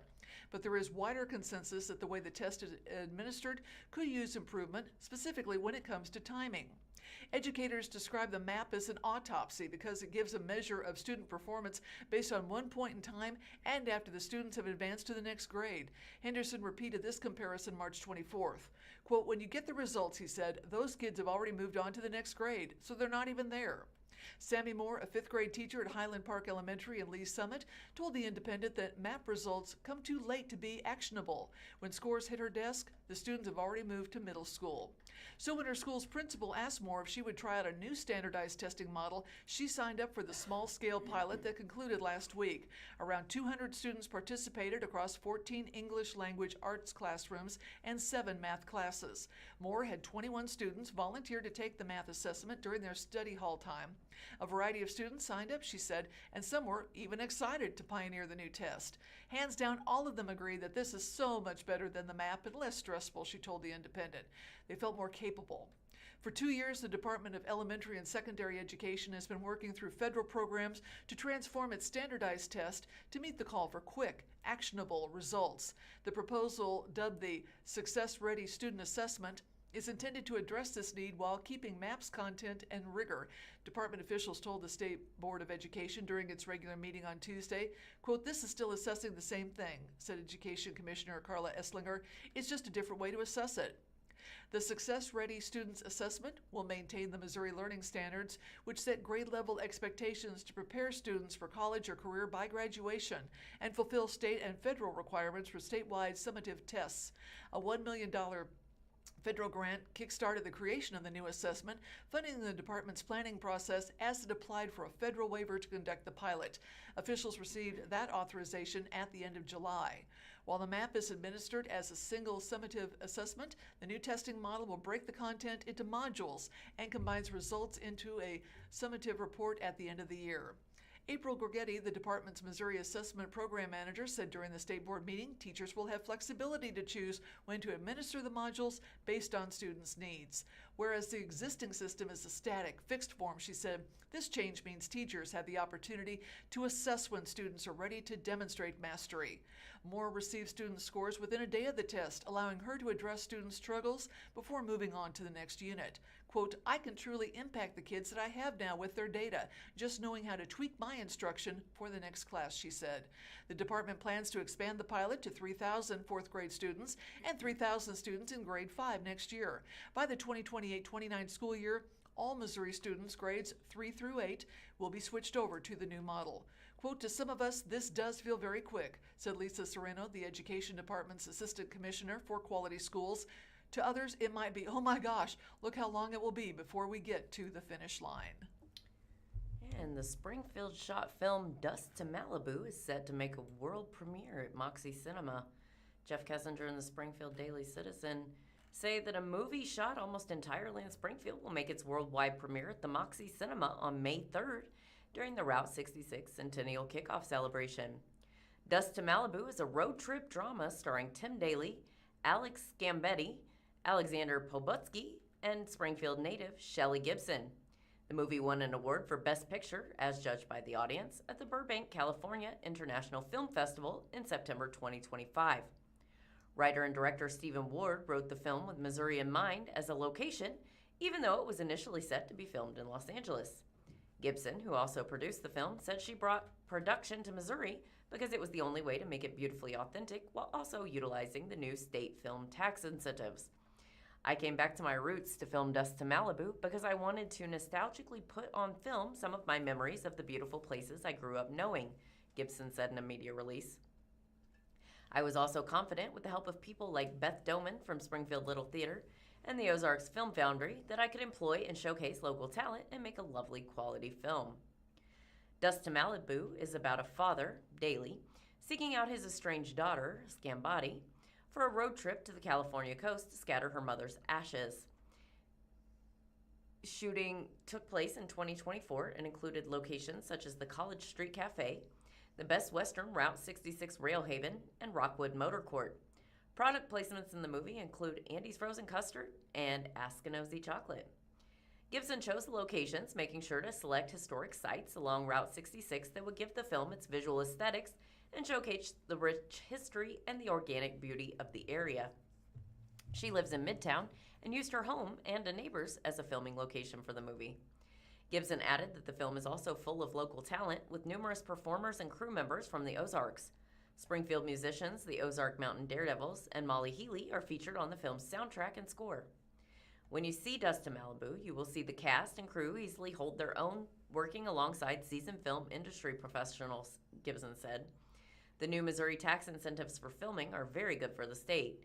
With state and local support of filmmaking here, I see the sky being the limit for what can be accomplished. The red carpet premiere will be May 3rd at 3 p.m., with another screening at 6 p.m. A Q&A with the writer and director, producers, and actors will follow both screenings. Dust to Malibu will run at the Moxie for 2 weeks. Tickets go on sale April 7th for the general public through the Moxie's website.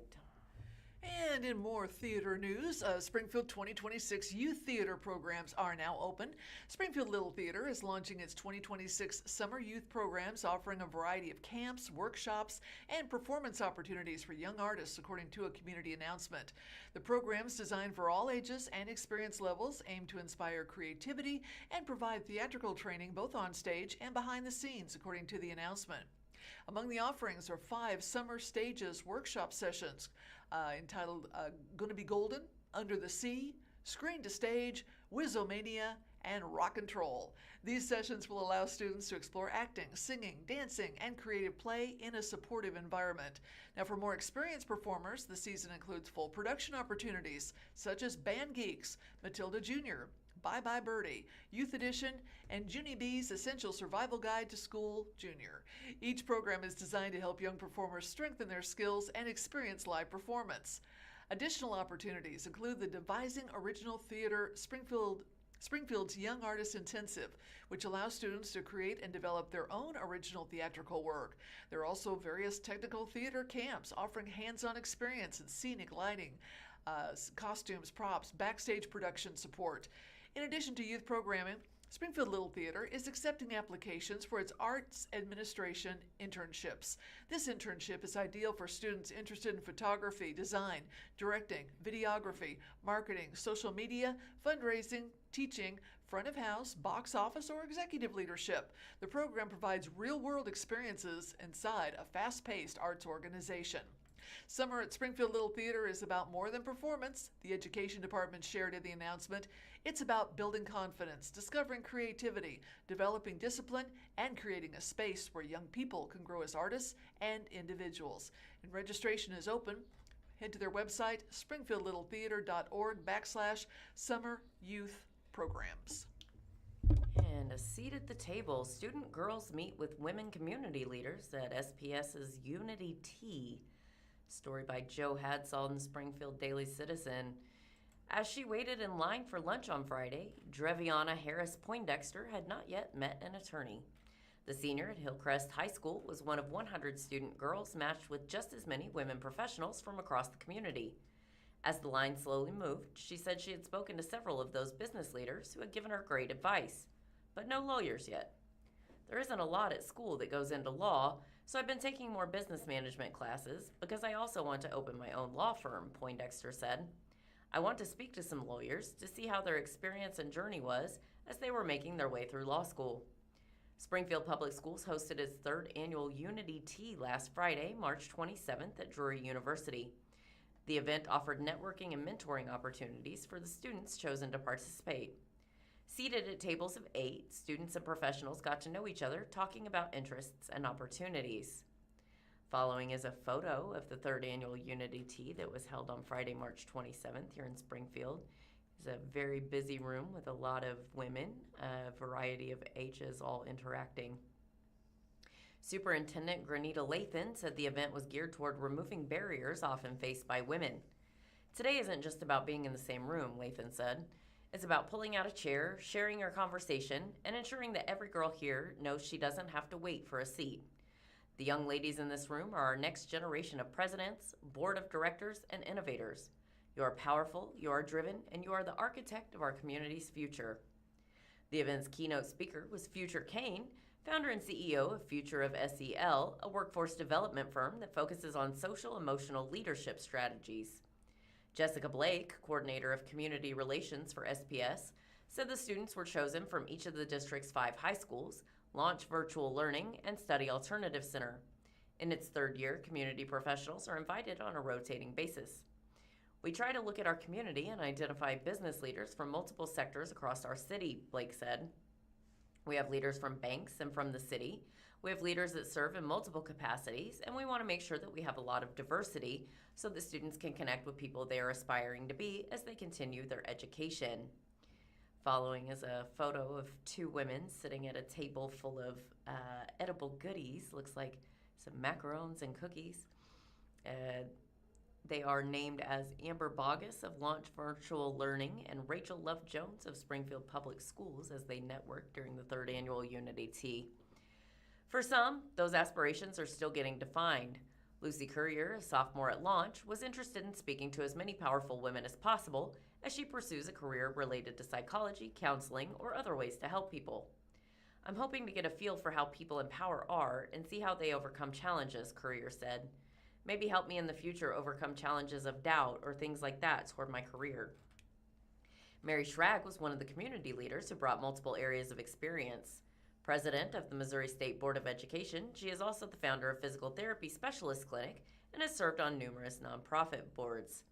She said she appreciated the opportunity for students to get a leg up on their careers, even if the students she spoke to were headed for a different career from her experience. I think that's the whole concept behind anything like this, is when you engage each other, you learn from each other, and it shifts your perspective, your broadness, Schrag said. I have a young lady at my table who is a coder, and she wants to continue coding. I have another who is interested in business. I love hearing what their plans are. Kayla Miller, a junior and early graduate at Study Alternative Center, started with plans of entering nursing, but then was attracted by becoming a dental assistant. She said she found the professionals easy to talk to. I get nervous around people, Miller said, but some of the ladies who came up to me, sat by me and talked, so that made me feel a lot better. Well, Dallas County District has adopted a 4-day school week. The Dallas County R1 school district is the latest in the Springfield area to switch to a 4-day school week.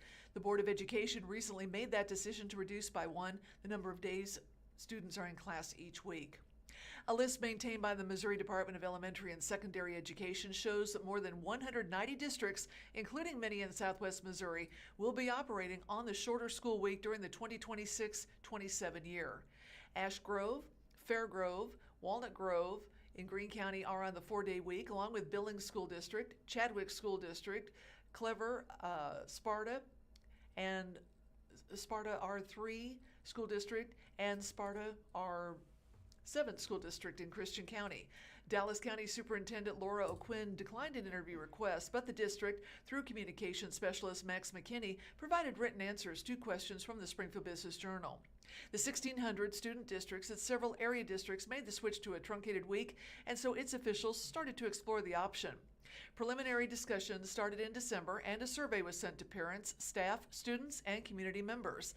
The district said more than 1,300 responded, 70% in favor of the change. In the statement, the district said a calendar committee developed two options, and a final Board of Education vote took place in February. Asked what swayed the board to make the change, the district said community backing, more time for staff training, and improved employee recruitment and retention were the primary factors. While budget savings are neither the primary nor secondary reason for this transition, the district anticipates meaningful cost reductions in transportation and daily operational expenses, the district wrote in a statement. As the 10th largest school district in Missouri by geographic area, we expect to see savings in travel costs as well, as a reduction in wear and tear on buses and district vehicles. Starting in August, students will go to school Tuesday through Friday. The first Monday of each month will be designated as a professional development day unless it falls on a holiday. The district will also lengthen its school day to add 30 minutes of instructional time. Employees will not experience a pay reduction as a result of the new calendar, according to the statement. In the statement, the district said it's exploring program options before and after school and working with child care providers in the area. The district decided last month to close its Bison daycare program at the end of the 2025-26 year because it was operating at a significant financial loss, according to past SBJ reporting. And downtown's Austin Boutique is to close as the owner pursues a teaching career. Story by Springfield Daily Citizen and Ryan Collins says downtown Springfield's cozy boutique for the bookish, Austin Boutique, will shut its doors mid-April as the owner returns to a previous passion. The downtown bookish boutique's last day in business will be April 25th, owner CJ Garr announced in a Facebook post. Austin Boutique opened in February 2024 and moved to the downtown storefront at 325 East Walnut Street, Suite 102, at the end of that year. The store is located in the building that houses Bookmarks. Garr is closing the boutique because she is pursuing her passion for teaching theater. She accepted a job at a local high school teaching theater, and she needs to close the business to focus on the new position. I know that attempting to manage my store and a teaching career is not realistic, Garr said in the post. I want to give my whole heart and full energy to this next chapter, so I've decided it's time to close this one. The boutique is named after the renowned English novelist Jane Austen. The store features women's apparel and gifts with literature twists. Austin Boutique sells purses that look like books, book-themed sweatshirts and other clothes, candles with novel-inspired scents, and much more. The downtown business will feature store-wide sales beginning April 15th. Garr said the boutique gave her the opportunity to get to know the Springfield community. The concept of Austin Boutique was unique, and I wasn't quite sure if it would resonate with anyone besides me. But since opening, you have all blown me away with your support of this endeavor, Garr said in the post. It has made me fall head over heels in love with the Springfield community, introduced me to my best friend, provided a lifetime of book recommendations, and given me the time and space to reflect on what I want the rest of my one wild and precious life to look like. The article ends with a photo of the storefront of the Austin Boutique, and the caption says, after a 9-month run in South Springfield, Austin Boutique moved to downtown in early November 2024. And from the Springfield Business Journal, Mueller Company's annual profits rise nearly 17%. And we see a picture of the Paul Mueller Company with the note underneath that their 2025 net income was $34.7 million. Springfield-based stainless steel manufacturer Paul Mueller Company boosted profits in 2025, the company announced on March 27th. Mueller Company's profits during the year came to $34.7 million, a 16.9% increase from $29.7 million in 2024, according to a news release. Revenue for the year was $287 million, a roughly 15% increase from 2024's $248.6 million. 2025 marked another year of strong execution and meaningful progress for Paul Mueller Company.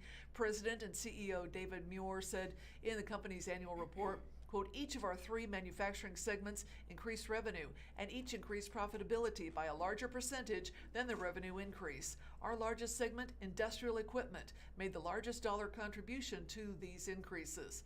During the fourth quarter, net income rose by 18.9% to $13.2 million from $11.1 million a year earlier.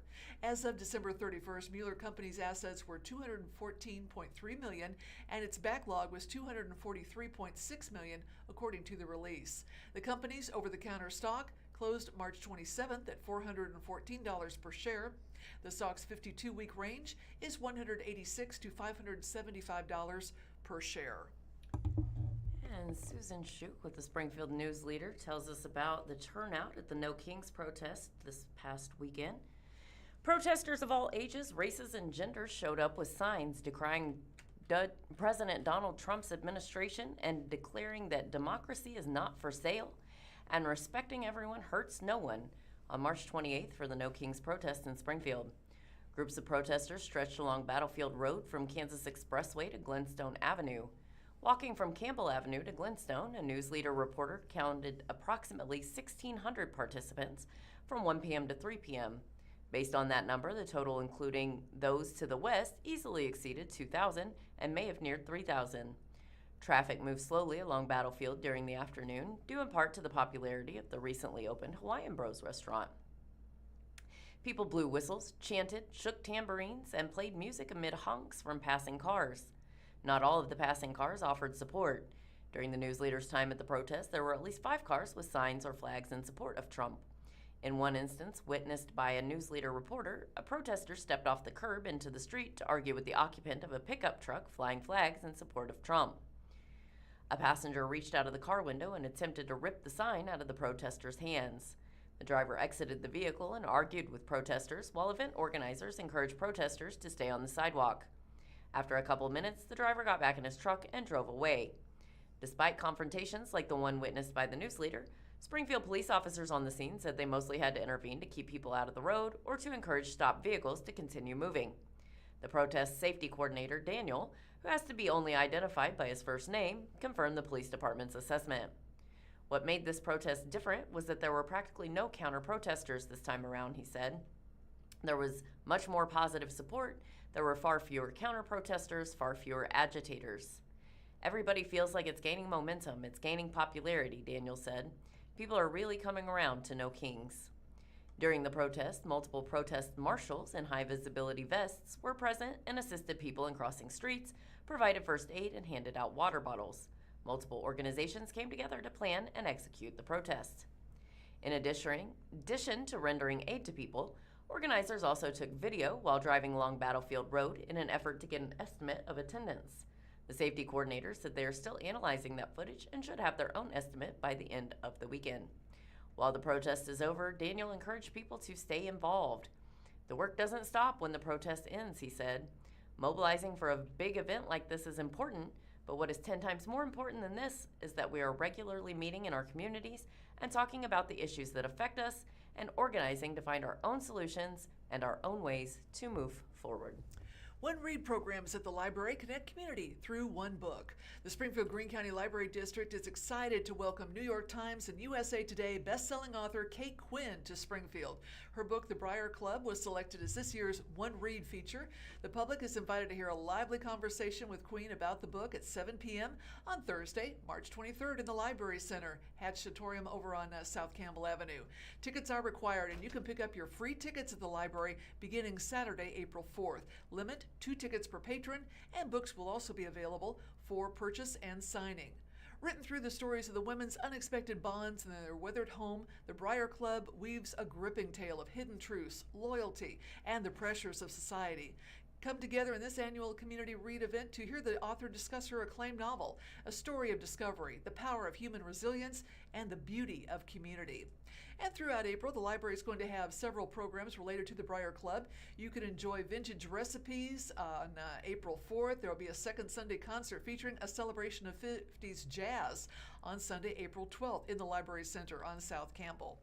And we would like to thank you so much for listening to the Blind Community Store radio reading service today. Please tune in every week, Monday through Friday, on the Blind Community Thrift Store's YouTube channel beginning at 10 a.m. for more up-to-date news from the Springfield News-Leader, Springfield Daily Citizen, Springfield Business Journal, and 417 Magazine. And remember to listen after we're live on the Audio Reader Network at www.reader.ku.edu. All broadcasts are played over KSMU's subcarrier airwaves at 67 kilohertz on 91.1 from 3 p.m. to 5 p.m. Monday through Friday. Contact Audio Reader Network for information on receiving a pre-programmed radio. And don't forget to visit us at the thrift store. The time is 12 p.m.